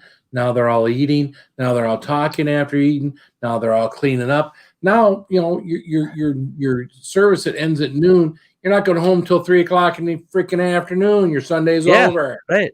Well, and with our church, they had an evening service at 6 o'clock. So you'd be there half the damn afternoon. The afternoon's burned up. You get home. Guess what? You can sneak in an hour nap because you're turning right around going back to church at 6 o'clock. You were tired to go back to the second service? Because it was different than the first one. Well, screw that. Yeah. I mean, some pills you got to take twice a day. That's what my mother used to say. She'd say some pills you got to take twice a day. We did have older people at our church that would go in for the morning service. And then there was I think an hour between the morning service and the later morning, the service that would go from 10:30 till noon. Yeah. And when did church start becoming an hour and a half? When I was a little kid and went to church, 1 hour. Church was a freaking hour. Well, now it's always an hour and a half. We got to pull in all this music ahead of time where people stand up and raise hands and clap and do all this stuff. And then we got to put in, some of that at the end of the service, Now the sermon's not 15, 20 minutes. The sermon is a half an hour, 35, 40 minutes, Now, Phil, imagine me as a preacher. All the times I'd be saying, hey, hang in, folks, another 20 minutes. And there you go. The suckers would get home before Monday at least. Yeah, at least we're about to wrap this up. At least we're going to wrap this up. At least you're not circling back around, So let me circle back around to that. Well, that was the church my mother ended up attending in her later years. And for quite a few years there. That church is one of those where I went just to see her church that, wanted to make mom happy. I'll take her to her church. Yeah, that one service was enough, man. And when she told me, she said, oh, Yeah, we got to go to the earlier because they had 2 services a day on Sunday. You know, they had one, and then there was like a 45-minute break or so, and then they had the second one. We get there and go in this church, and it looks like a really nice church on the outside. It's pretty modern, nice looking place. And we get inside, and it looked like a goddamn movie theater. I'm looking around like, where do you get your tickets for the show? The way it was set up. We walk through these double doors, and here's this huge auditorium, and it's tiered just like a movie theater. It's tiered. It's got all these high back, cushy, freaking rocking chairs. That. The whole freaking place. And I see this huge stage with the podium in the center, and there's a full freaking band set up on the left side, and there's a choir over here. They're all hanging out, and they get that service going. Oh, no shit. No shit. They got a full freaking band up there. And they're playing all this soft rock Christian music and stuff, but it's a live band. Mm-hmm. And then the preacher, he comes out like he's a star on the stage kind of thing, and he's preaching. And then his assistant pastor, she comes out and she's does her thing, and I'm sitting there watching this shit. And then like something you see on the Vegas Strip. Yeah. And then like Wayne Newton's going to come out, you know. And then they say, and we're going to sing this hymn. Would everybody please stand? So everybody gets up. I'm looking around for a freaking hymnal, you know. What page? They started singing some shit I ain't never heard in my life. And the whole freaking auditorium, they know the freaking song. But how the hell did you call that a hymn? I want to know who him is that wrote that song, because I had never heard it. And so I sat there, and that service was an hour and a half long. And it was just like a totally choreographed show. And we walked out. And when I saw that offering plate come by and my mother drop her envelope in there, I'm like, holy Jesus. I know what she's given to the church. I said, she should be able to watch these shows for the next 10 years free of charge. She got a fairly large inheritance. It was quite large. And she decided that the church needed $25,000 of it. Jeez. And I told her, I said, so what are they going to spend that 25 grand on? Well, she said, really, whatever they want to spend it on. But from what I hear, they want to get some new instruments for the band, and they want this big custom bus for taking trips so the band can take trips to other churches and stuff. I'm like, Ma, you don't need to pay for that shit for them. No. You should stipulate that they're not allowed to use that money for any add-ons. They're only allowed to use it for utilities and other overhead costs. Oh no. They'll use it wisely. I said, oh yeah, they are. I said, I bet they are. And I didn't find out for a few months, but then I found out that they were actually paying these band members to perform at the church. That's something I never, ever even imagined, that the band members at a church, the organ player, that you paid the organ player. And that makes me think of the story of this church that so many people in the audience, they just are in the congregation. They told the pastor, they said, you know, we had a piccolo player, and he played the most beautiful piccolo you ever heard. but he passed away. We'd really like a new piccolo player.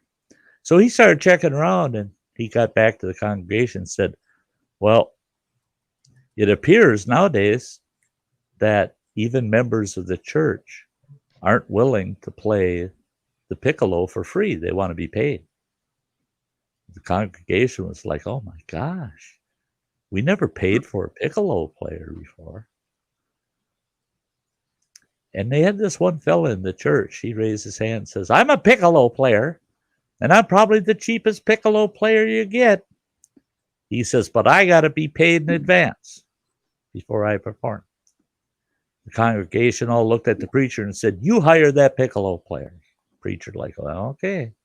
So he hired him. The next Sunday they get up there, and the piccolo player gets up there, and he can't play worth a shit. He's lousy, totally lousy. Now he's already been paid, right? And the pastor confronts him in front of the whole congregation and said, you know, being an employee of the church, I would think you'd perform better than that. And he goes, well, whoever called me an employee? And the pastor goes, I get your point, but who the hell ever called you a fucking piccolo player? Point well taken. I mean, yeah. I don't think a church buying people services is actually getting what they pay for. I really don't. Yeah, our people are volunteers. They're all members of the church. Right. But I mean, I can imagine if you had a church that made more money and you wanted people that could play better and perform better than the people that are volunteers, or you didn't have enough volunteers, enough people with the talent, that you would pay a little something for people to come up and perform. I can't imagine doing a lot. But well, and that's it. Is the church I went to, we would have people come in that were excellent performers. You know, that they play an instrument just beautifully, and the church would not have a monetary contract of any sort with them, right? But they would give them, and that was something understood with the congregation, is that they would give that performer, or if they had multiple performers, split it up, but they would give them, they had I can't remember how much it was a set percentage of whatever the offering was received that day. They give a percentage of that to them as gratuity, is what they did. So if you're a bad performer and those offering plates come in empty, guess what? You're not making as much as the guys that the congregation really loved. They loaded up that offering plate knowing that you're going to get a piece of that. You know, you're not going to get a lot of it, but you're going to get a piece of it. Well, Gawani, you probably have what we have at our church, and that is people who have the talent that volunteer to get up and play. If they got a sax, if they got a trumpet, if they've got, guitar, for the most part, almost always at our church, it was, someone played the drums. You had a guitar, a bass, sometimes two guitars, and then we had two or three people that would lead the praise and worship music. Right. And that's what it was. Now every now and then you have someone that could play trumpet or play something else, and we get up there and play with them. Yeah, but it wasn't the norm. Now my daughter went to a church where they actually had a little bit of multiple, the trumpet or two, a saxophone. They actually had like a band, almost like a school did, but it was still only about 6 or 7 people with instruments playing. Right. So, but none of them got paid. None of them got a percentage of the till. None of that. So, I'll tell you what. There's a little chapel that's non-denominational up here in northern Wisconsin.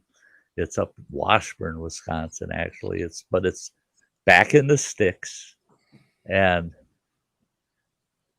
this fella and his wife decided none of the local churches, they were all denominational churches, and they wanted a non-denominational chapel for people to go to. So they built this tiny little shack out in the woods that looks like a little chapel. And there's hardly enough room for 4 people in it. I mean, it's tiny. And out front of it are all of these handmade half log benches. It looks like something you find at a scout camp, maybe, you know.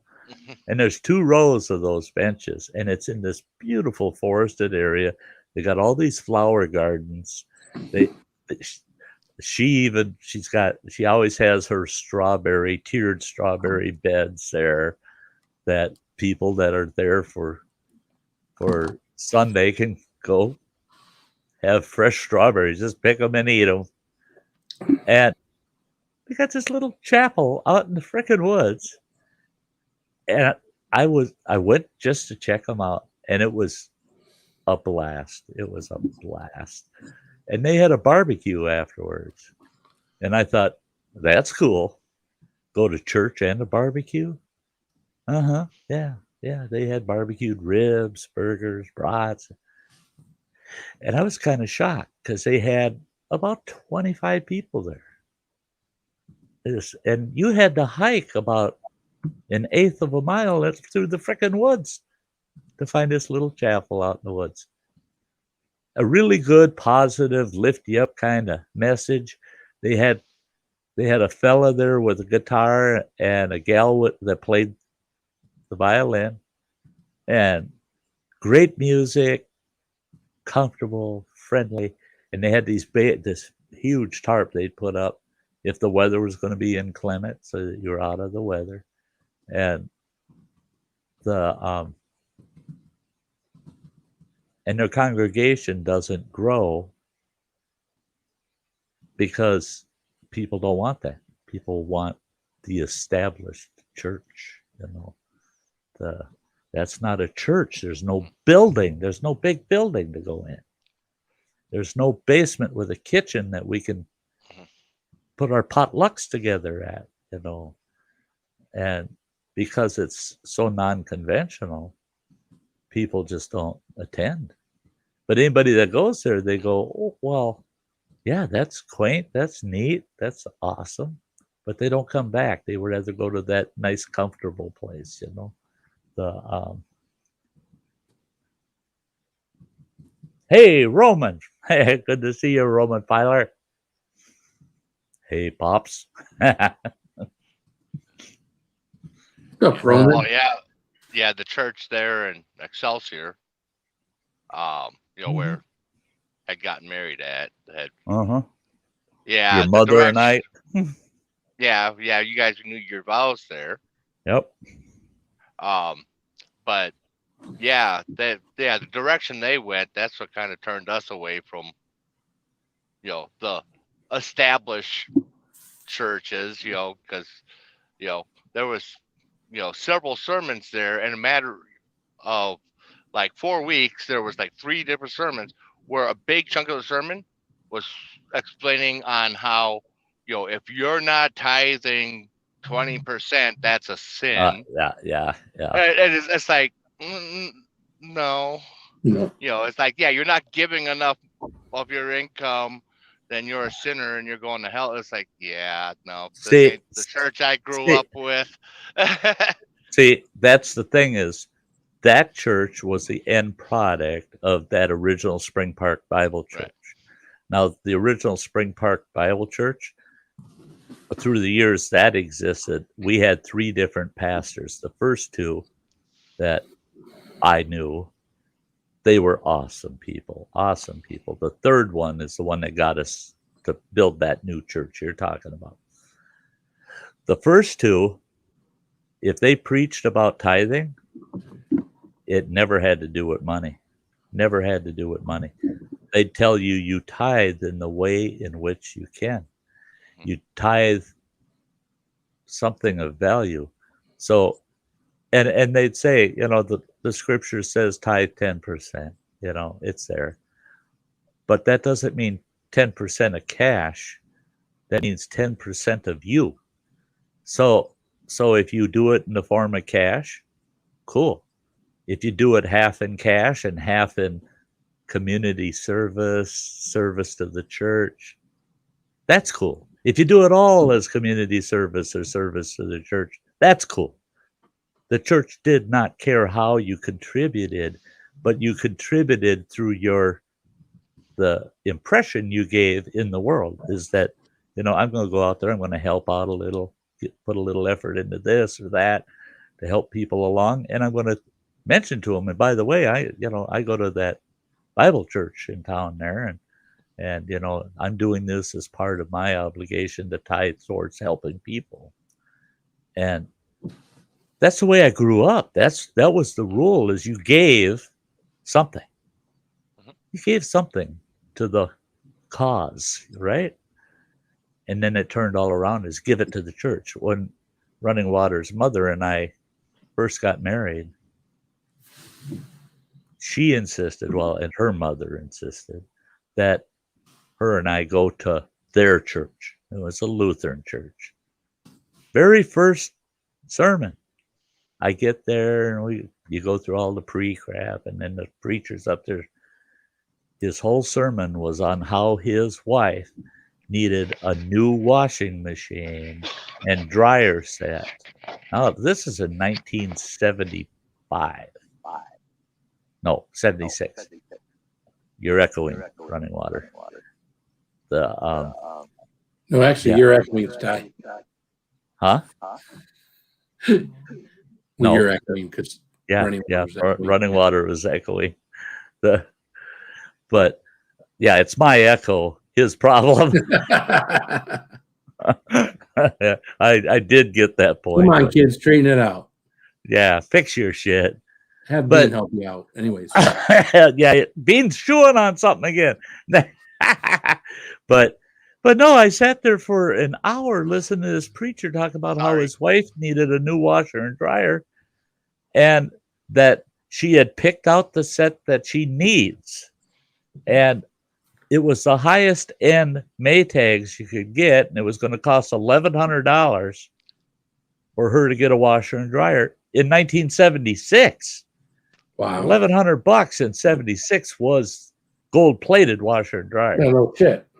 And I couldn't help myself. I listened to it, and he's berating his congregation with, you need today to fill those offering plates to meet the needs of this church's first lady. Oh, whoa, what the fuck? We don't call the pastor's wife the first lady in a church to start with. This isn't the presidency, for God's sakes. And he just kept on, and that if the church did not provide for her needs, then the church will be held accountable by God. I couldn't help it. I stood up. We were sitting like only 3 rows in, and there's like 35 rows of pews, and we're only about 3 rows in from the back. I stood up and I started going. And the church isn't packed tight. It's, spread out. People spread out all over. And he sees me back there and he goes, "Yes, sir. What do you want to say?" And I yelled across that church, "I've got a 2-year-old washer and dryer set sitting in the garage at my house. I'll bring them over to you this afternoon." I said, "They're perfect condition. You'll love them." The whole congregation staring at me, not at him. They're all staring at me like, "How dare you?" And he just stood there. He didn't know what the fuck to say. And I go, "Okay, I'll see you this afternoon. I know where the parsonage, your house is. It's just past the church here." I said, "I'll be here this afternoon. Drop them off. You folks don't have to worry about getting his wife a new set." And I said, "And by the way, they are Maytags." Well, they were low-end Maytags, but they worked just fine. He didn't say nothing. He wrapped up the sermon, but he caught us before we got out the door. And he pulled me and my ex-wife off to the side in a little room. And he pointed me right in my face. He says, "You ever walk in the fucking doors of my church again, you son of a bitch. He says, you and I are going round and round out back. I said, you talk to me like that and you call yourself a pastor? I said, well, do you still want the washer and dryer I got? He turned beet red piss on this fucker. Like, I didn't get it. Don't you fuck up our new Maytags. Come in here and fuck that up. And I told my mother-in-law, I said, Luann, you go to that church, something tells me they've got first class tickets straight to hell, that bunch there in there. I said, you go ahead and ride first class. Me and the wife we're going to take a different route. Never step foot on their property again. Mm. I could not believe that. And it was bad because the majority of that congregation, they could never afford to have machines like he demanded that they provide for his wife. None of that. I didn't see anybody in there that I felt that they could go down and order those machines themselves. But yet they had to provide it for him and his wife. Yes. Yeah. Sty, I got to get to bed. Yeah, I'm thinking we're going to have to wrap this up soon myself. I'll probably wrap it up at the bottom of the hour, but you have thanks really for having me up. Yeah, hey, thank you for being here, bud. Through the whole thing, man. Hey, you're great. Thanks for hanging out here, watering water. Everyone out in the chat, hey guys, thanks for being here. Are you streaming tomorrow night? I will be. Okay, because I have my Sty times, and then you usually come on within an hour or so. 9:15 on Monday night. Cool. Yeah. So that's 8:15 for me. That's great. 8:15 Central. Yep. Gives me time to have some dinner. So we'll see each other tomorrow, buddy. Have a good night, man. Hey, keep it spicy. Keep it spicy. Thanks, man. Yeah, Phil's great. He's one of those guys that's always there for you. Yeah. He's one of us that tries to do the best for his channel he can, and sometimes it gets very difficult and tiring, and he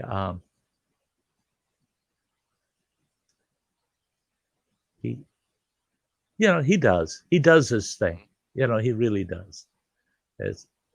I couldn't ask for a better friend.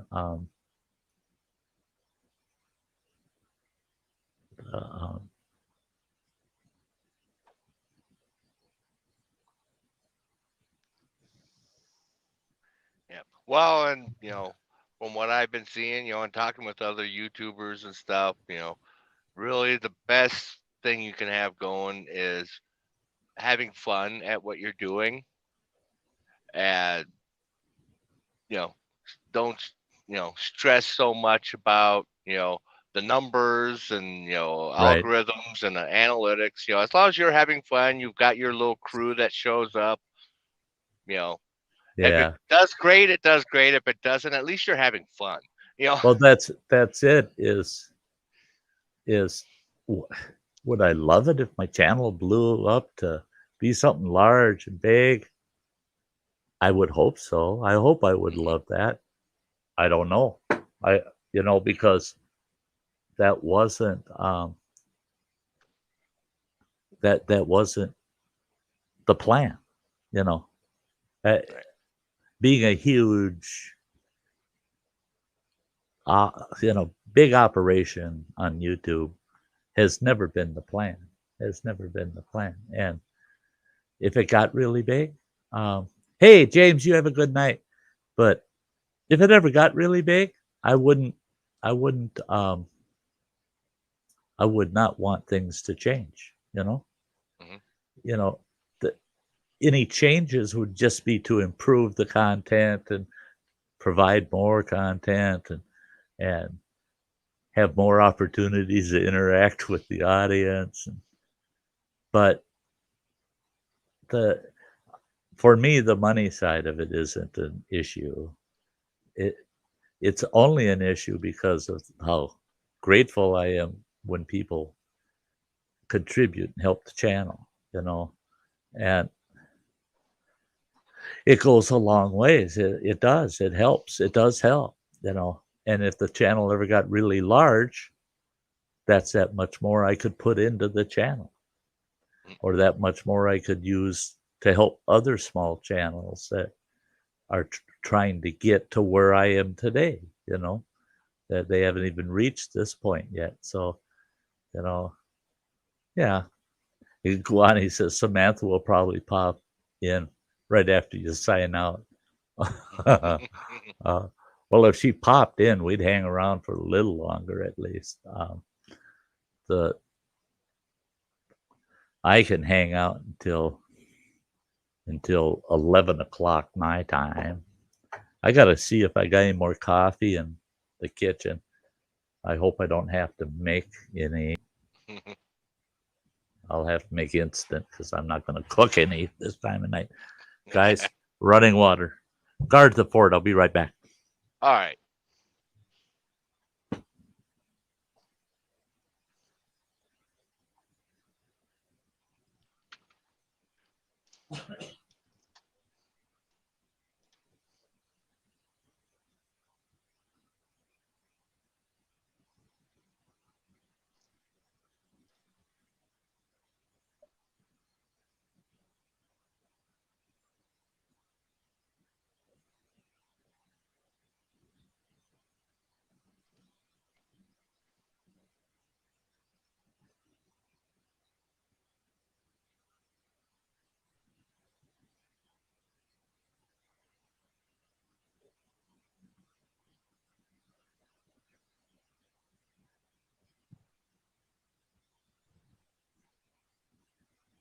Yeah, Metal Music Maniac. Yeah, I had the option of going up to Washington or down to Texas this weekend. I chose Washington. I wanted to avoid any delays, any holdups.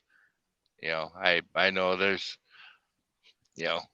messes to be cleaned up, broken pipes to be fixed, and I'm sure next week I'll probably be hauling stuff down there.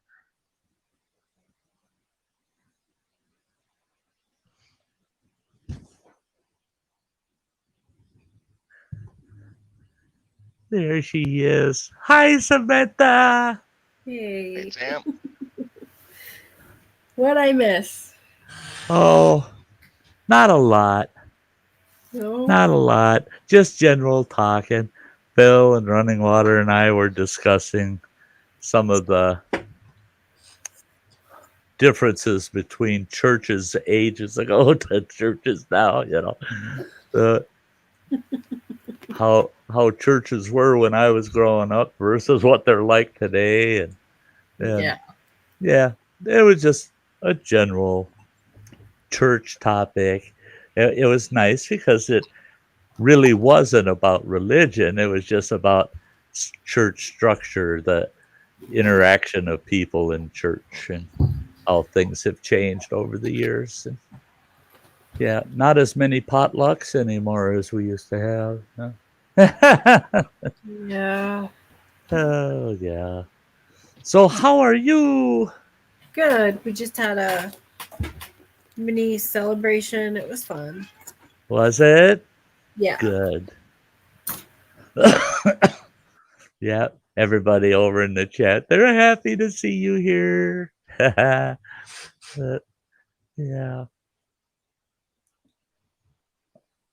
Sam froze up.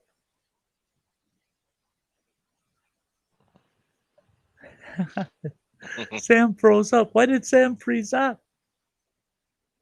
That doesn't happen often. I didn't do it. Oh, Roman, yeah.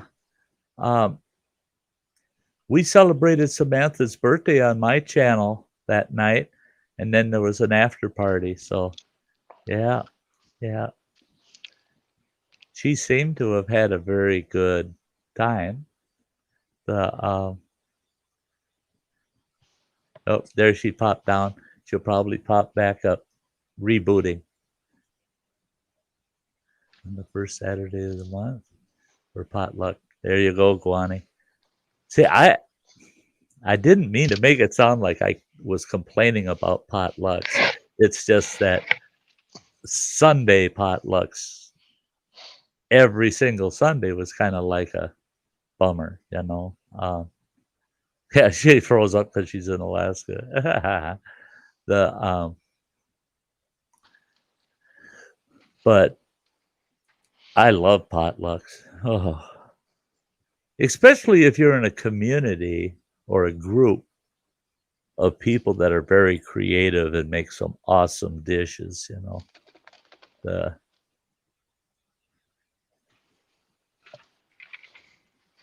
Oh, you saw it. You weren't feeling well. Okay.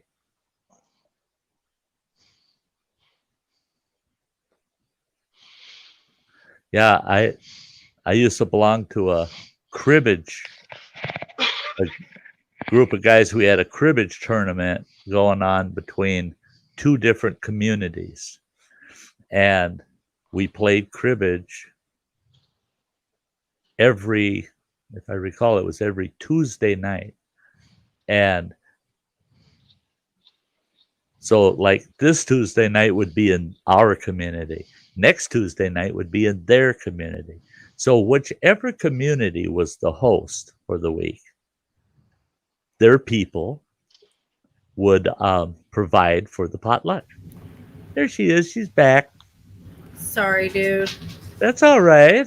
It happens. Fumbling around with the freaking cords, and they. A disconnect. Yeah, we were talking about potlucks, and I was talking that we had a cribbage tournament on Tuesday nights, and between two towns, and each town would host the away people with potluck. Oh man! So I was in a Native American community, and we went to a community that was really backwoods fishing community. And oh god, those potlucks were to die for on both ends. Now we had 24 teams, so you had 48 players, so that's quite a bit of food, right? Well, when they'd come to the reservation to play us, they loved our potlucks because we had smoked fish, we had venison stew, all kinds of great dishes. Fry bread. And fry bread galore. And they'd come, and banana pudding. We had this one gal, she'd make 4 of these huge cake pans full of banana pudding with the vanilla wafers and the bananas.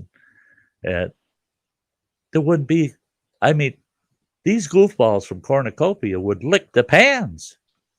There was a lot of drinking that went on too. So by the time we ate at the end of the tournament, yeah, everybody was hungry.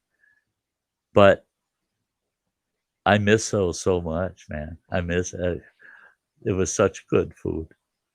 The best tater tot casserole. All right, now that's us for us all of us, you know, down home redneckers, you know. But the best tater tot casserole I ever ate came from this gal in Cornucopia, Wisconsin, and she'd make 2 great big old pans full of that for our cribbage night, and all of us from the reservation would wipe those pans out clean. It was bad though, because both the people from Cornucopia and Red Cliff would say, yeah, when you guys come to us, we never get to eat any of our own food because the guest players got to serve up first. And you'd get up to them tables and you go, they totally wiped this out. They totally wiped that out. Yeah, the away teams always ate the best. Yeah. Oh, fry bread is amazing. There ain't nothing better than fry bread.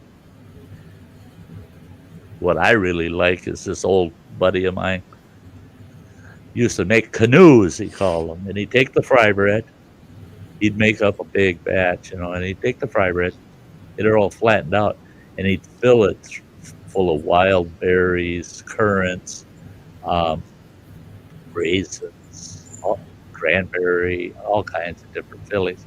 Then he'd pinch those edges and deep fry it. And all it was fry bread with a fruit filling cooked into it. And he called them canoes because they looked like a damn canoe. And oh my God, were those good. Oh, they were better than anything you could buy down at a bakery. I mean, yeah, fry bread. I love fry bread with a passion. There's nothing like a venison gravy, really thick venison gravy, and you put that over boiled taters and have yourself anywhere from 3 to 5 nice pieces of fry bread to dip in that venison gravy while you're eating. Oh yeah, I'm killing myself here. Oh, collard greens, yes, but no, very rare. Collard greens aren't a normal food item in northern Wisconsin, so we don't see it very often. If I travel south, yeah. Same with okra. Same with okra. I do not like anything of that sort canned. So Or frozen. or frozen. Yeah. I mean, I'm sorry. Frozen okra is not okra. It's mush. Um, I love going down south. I love deep fried okra. I love it when they run it through a batter, drop it in the deep fryer. Oh shit, yes.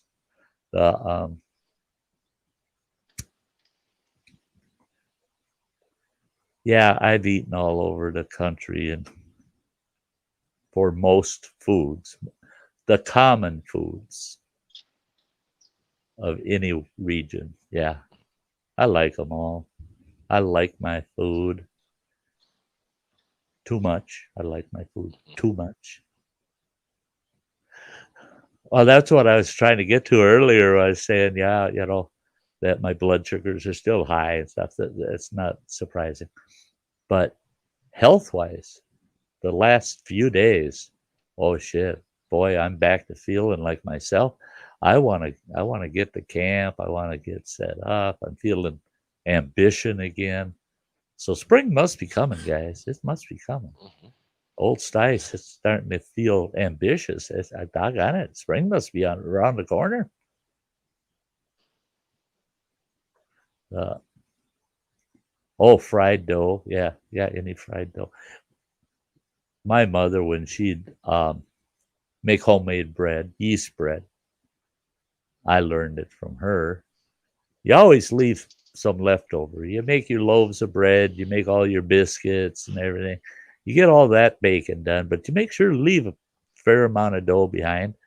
And you take that nice fresh yeast dough, flatten it all out, and then fry it in butter in a cast iron pan on the stove. Is to die for. It's to die for. It's not fry bread.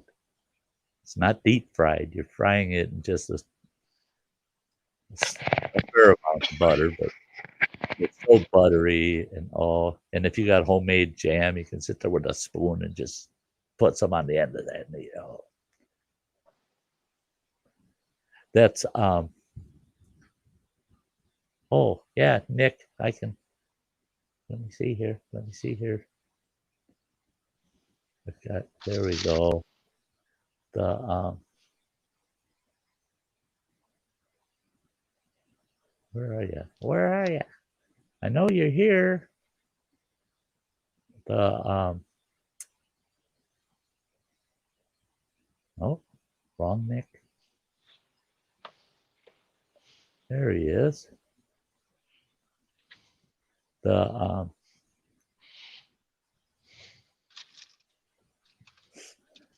but yeah, I that's like with pie crust. Homemade pie crust. How many folks grew up with their mom rolling out fresh pie crust, making pies, and then all of the trimmings off the pie crust, you just roll it out. You don't care what shape it's in, and you just cut it into pieces or strips, throw it on a cookie sheet, cover it with cinnamon and sugar, and pop it in the oven. And then you just eat the pie crust as a snack with the cinnamon and sugar on it. Oh, God, I miss that shit, too. Makes me want to go make some pie crust just to throw the pie crust slices in the oven. We used to dip that stuff in milk. Heck yeah. Oh, yes. Oh, yeah. Okay. Plastic milk always made things better. Well, hello, Nick Jones. Hello. Hello. Are you drunk? Who? Is who drunk? Samantha, she was absolutely shit-faced last time I spoke to her. Oh. Yeah, it probably was. No. No, I've been upsetting people again. What's new? Oh, Goani, yes, I do like grits at certain times. Yeah. I find your funny, but some people find your funny offensive. Sam. Yeah, that's right. Yeah. Poor You Nick. just gotta know that, right? You just gotta know. No, Nick. but someone actually got really upset when I called him a tree hugger. Oh no. They got upset over that? A tree hugger? Yeah. Really? Yeah. Oh, wow. What? Eh, Weird. well, they should just quit hugging trees then. They shouldn't. No, and then I told them they can shove a thistle up their ass.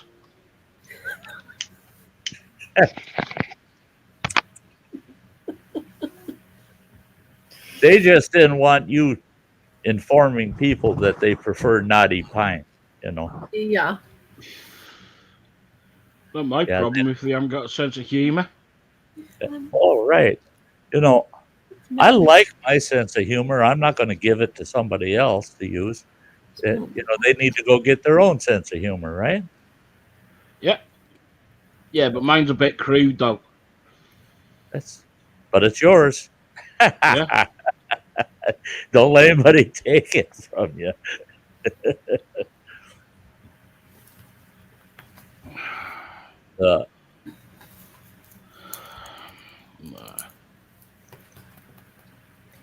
So how drunk did you get on your birthday then, Samantha?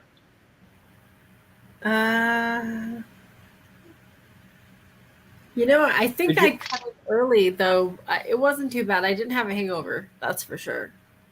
Well, you had a shit night then. Yeah, well, I don't know. I think I did after a Sty stream. I hung out with Groovy for a little bit, but I called it early. I was tired and I had a kid roaming around, so I was like, yeah, gotta be responsible. Uh-huh. But I was pretty saucy though at the end of that. Like I do remember, but I stopped. So yeah. Doesn't take much to get me drunk though.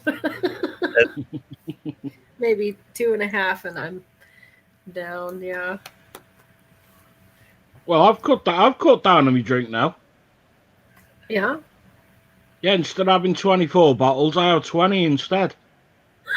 Hey, good night, Kathy. Night, Kathy.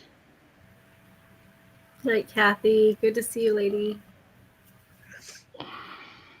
Oh, I know. You smell those other dogs. You think I'm cheating on you.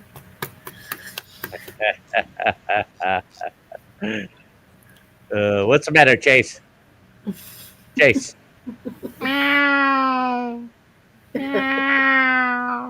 He's too busy sniffing my pants. He smells the lab.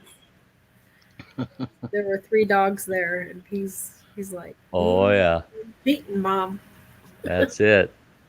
Yep. You were out cheating on me. Yeah. Good night, Roman. Night, Roman. Thanks for coming and hanging out, buddy. No, I've just been cooking some midnight snacks. Midnight snacks. Yeah, spam fritters.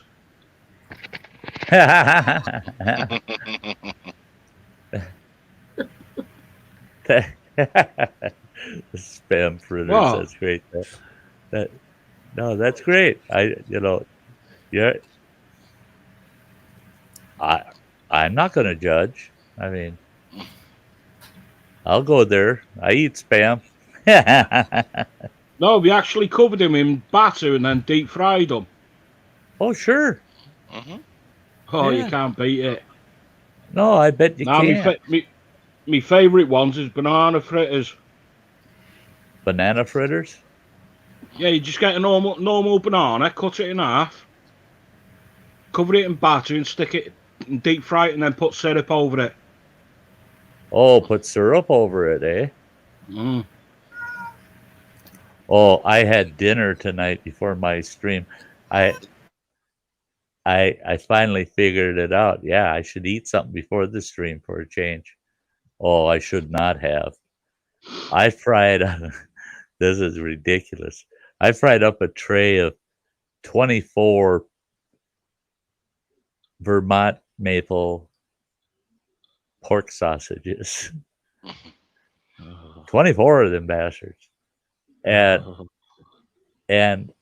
I made myself 4 fair-sized blueberry waffles. I ate the whole fucking works except 2 of the sausages. 22 sausages and 4 fair-sized waffles.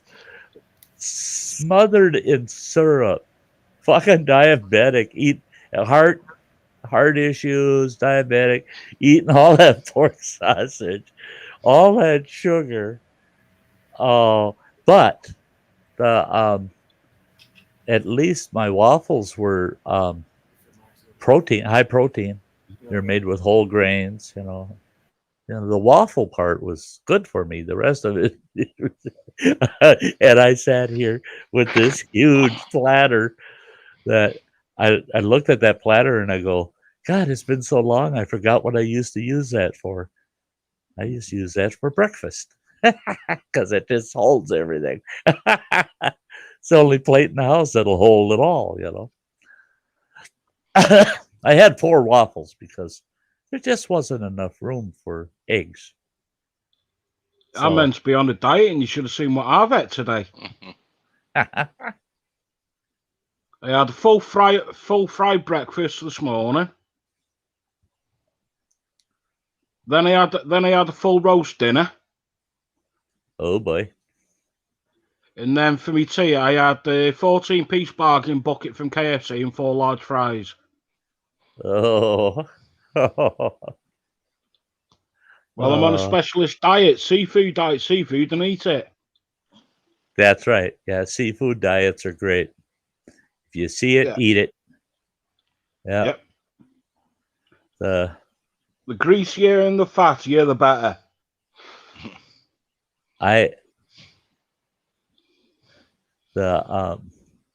Yakuani doesn't like sausage or spam, and doesn't like liver. Oh wow, yeah. I actually like all 3. I actually love liver the way that we make it here at home. Liver and onion gravy. Oh. Yeah. We like our liver. We just flour it, fry it, but we fry it in bacon grease, and then we make a bacon onion gravy. Oh, and then we stir it all together, and we love just putting that on boiled potatoes, and big old throw little chunks cocktail of liver. sausages in as well. That's different, yeah. See it. That's it. Is I'll I will try anything at least once. Well, I take that back. I won't try anything. Some of the shit Phil eats, no, I will not try. No. I don't even go there. No, I think some of my favourite foods is belly pork. Uh-huh. Pork belly. Yeah. Yeah. Nice big fat slices, Delamere sugar, and Dijon mustard. Huh. Mhm. Stick it on the night before, leave it in the fridge overnight to marinate, and then stick it under the grill. Oh boy. Oh, it's fucking gorgeous. That's one thing I just don't have. Is anywhere I can barbecue here where I live, I'd have to run over to Running Waters, and I don't do it because his brother will clean the kitchen once a month and it's spotless. And then the rest of the month he don't give a fuck. He just let shit pile up. So there's nowhere to work. Nowhere to work in the goddamn kitchen at all. So you know, and Running Water's not home but once every couple months. So, you know, and there's been a couple times where his brother will try to get the kitchen kind of straightened out before Running Water gets there, but he never does it completely. He only does it when Sam fell off. The yeah. Yeah. Well, did he tell you about my plan for renovations? No. I'm thinking that bathroom downstairs, that bathtub, is worthless. Uh-huh. So I'm just going to take that tub out of there. And I'll take the washer, because the washer's in the kitchen there, bring it around to the other side of the wall, because that's the water wall right there where the tub's at. Right. So I Right. got You my got hookups right there. I'll bring the dryer in and put that in the back corner of the wall. So then that will open up the kitchen. We can add some counter space in there. So basically make that bathroom a half bath and a laundry room. Yep. Yeah. Boy, that makes perfect sense, you know. Why did It you call it? gives you all that room out on the back porch too. Yep. And you know, because then we're gonna put a chest freezer out there on the porch then, where the dryer was. Yep. That's perfect place for it. Unheated porch. Yeah. Low electric bills all winter. That freezer don't have to work near as hard. Yep. I used to always love having a freezer in a non-heated porch. The ex-wife would always say, well, that's awful inconvenient having that freezer out there. What's inconvenient is middle of the frickin' winter paying the electric bill for that freezer when it's out on the porch. It don't cost me nothing. You know, it only turns on once every week or two. Yeah. And if we open up room on that back porch, we can get a bigger freezer then. You know, instead of just one of those little cube, 3-foot cubes like we were thinking. Okay. Fair-sized one. Hopefully Samantha can hear me. That's all right, Sam. Sam's got life happens. She's busy with the family. She's got something going on. She's got to handle, so she won't be back up tonight. She sends her love to everybody. That's Hi, Samantha. That's okay. No, Samantha just doesn't want to say properly. She doesn't want to speak to us middle-aged farts. Well, I can tell you that really isn't true. I know. I have a lot of private phone calls with her. We talk a lot. What the shit? What have you done to your dog? What have you done to your dog? Quite the outfit there, Bean. Okay. Yeah, Bean. Yeah, you heard me say your name. He keeps looking up at you and looking up. Yeah. Like, you want a treat? Yeah. You want a snack? A treat? Yeah, quit saying it. Sit. Shake my hand. Be polite. Okay. Be polite. Just sitting there staring at me. Yeah. I'd be polite. I'd walk over. If I was that dog, I'd walk over, lift my leg, and say, "Here's all your polite for the night." That, yeah, piss on your snack. Tell me to be polite. Yeah. Yeah. Well, tomorrow night, Sty Times at 5 p.m., folks. Hope to see anybody in here watching right now. Stop on in, 5 p.m. Central Time for Sty Times, Monday night. Then Tuesday night is my day off. My YouTube day off is Tuesday. So you may or may not see me around on YouTube on Tuesday. Then Wednesday night, another Sty Times. And then Thursday night, we're back around the campfire. Back around the campfire. The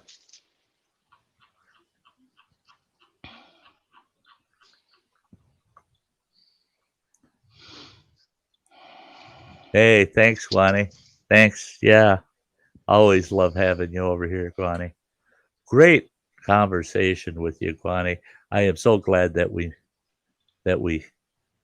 met and that you're hanging out. I just truly appreciate it. Truly appreciate it. The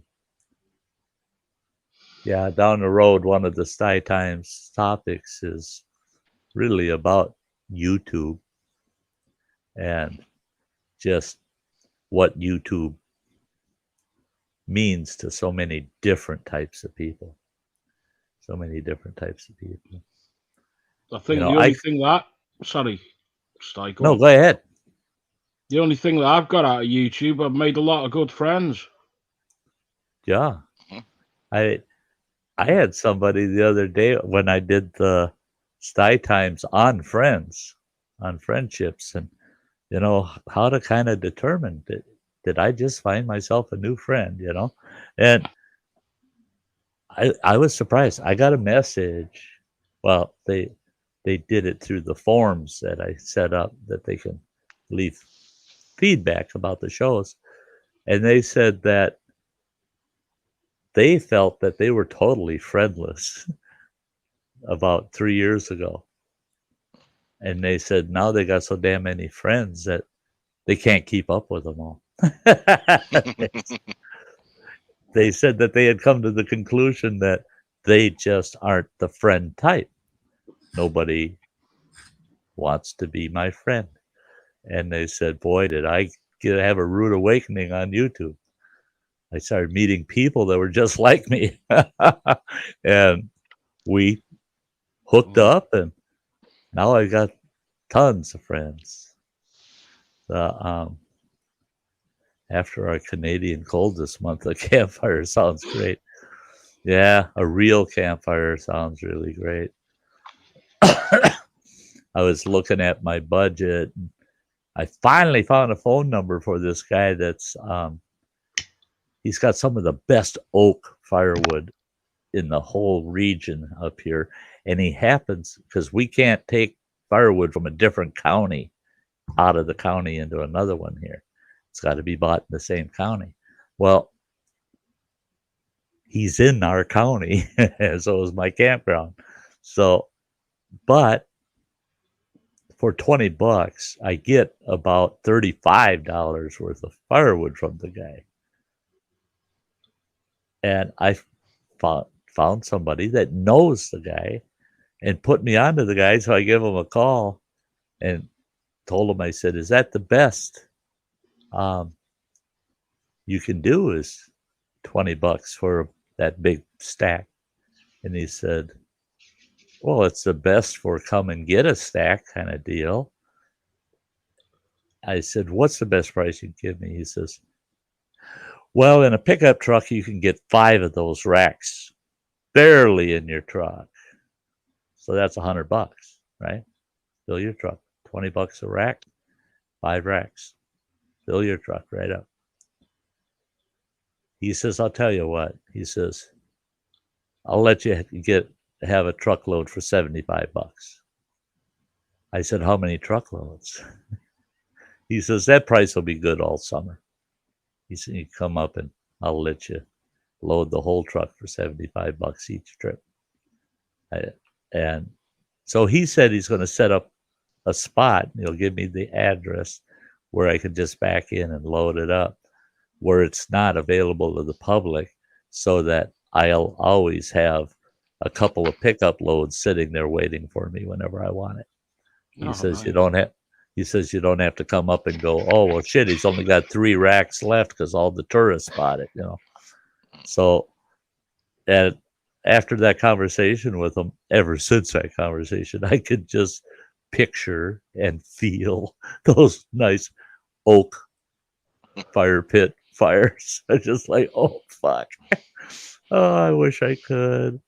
The Shame yeah, you didn't I live over can. here, Sty. I can gather all the wood I want, you know. I can go out and cut it and gather it at no cost. But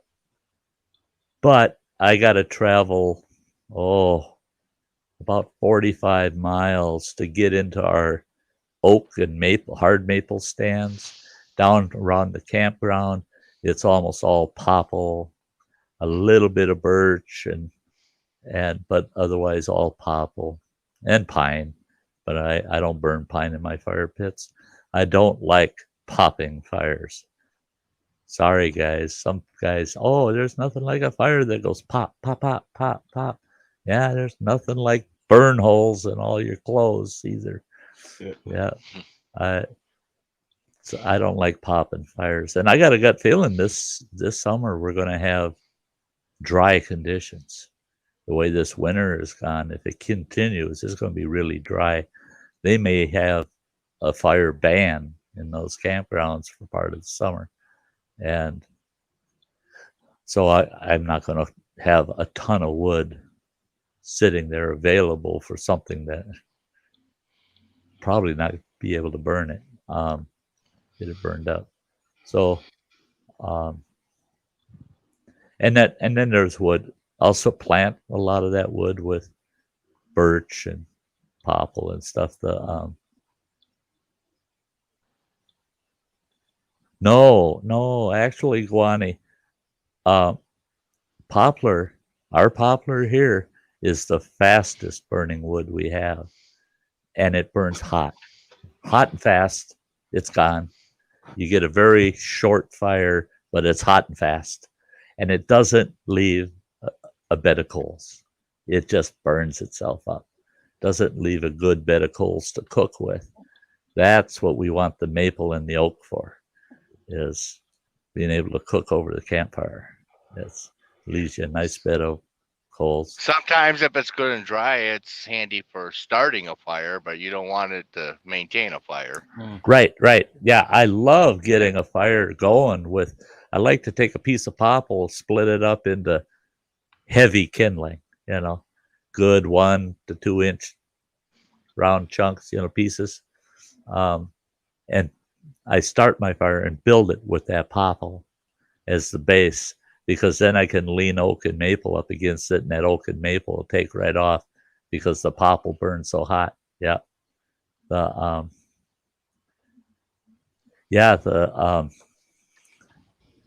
I heated the Sty Shack out at Wilderness Thriving Fundamentals that first winter with nothing but popple. Holy God. I didn't move into the Sty Shack that winter until the first week of January. So I had January, February, March, and a good part of April. Now, that's not a long time. I burnt 12 full cords of popple in that amount of time. Now, I could heat that Sty Shack, totally uninsulated Sty Shack, and keep it 75, 80 degrees all the time in there. The whole winter, 6 months of using that wood stove straight through on maple and oak mix, and I'd only burn 9 cord the whole winter. 12 cord in 3.5, 4 months of popple. So yeah. And the poplar, I had to get up every 2 hours and feed the stove. Where with the maple and oak, I could pack that stove, close it up, and I could sleep for 6 to 8 hours, get up, plenty of coals, throw some more in, and it fire right up. Yeah. Yeah. All right, Yeah. I'm going to it's the get worst the head part. down, Sty. What's that? Good night.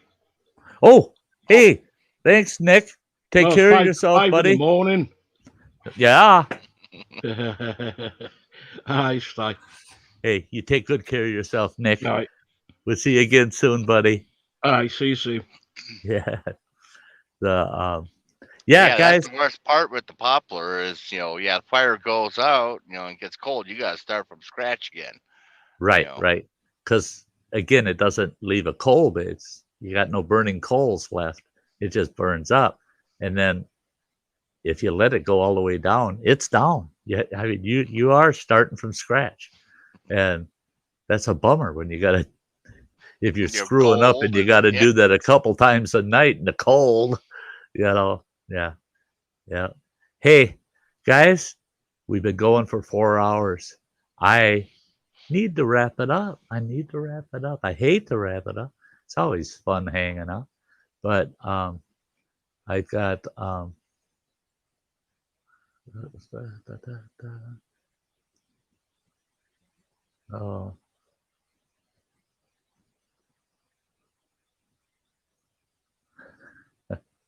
Oh, yeah, I just got a private comment that it's kind of funny. So.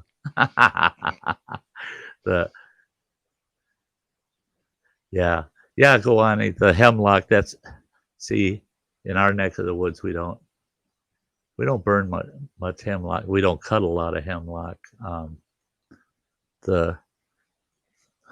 Our forest used to be packed full of hemlock. And back in the late 1800s through the early 1900s, they raped and pillaged all of our hemlock out of our Wisconsin woods, and now we're finally getting groves of hemlock that are old new growth. They're pretty good sized trees, 18 to 24-inch girth on them, but people, they leave the hemlock alone. But hey, guys, I hate to do it, but we got to call it a night. If you're available, stop in tomorrow night for Sty Times. We should have a good time there. And as usual, I end Sty Story Sundays and around the campfire by dancing my way out with my favorite lady in a fur coat. So we'll see you all soon. You all take very good care of yourselves. Bye-bye.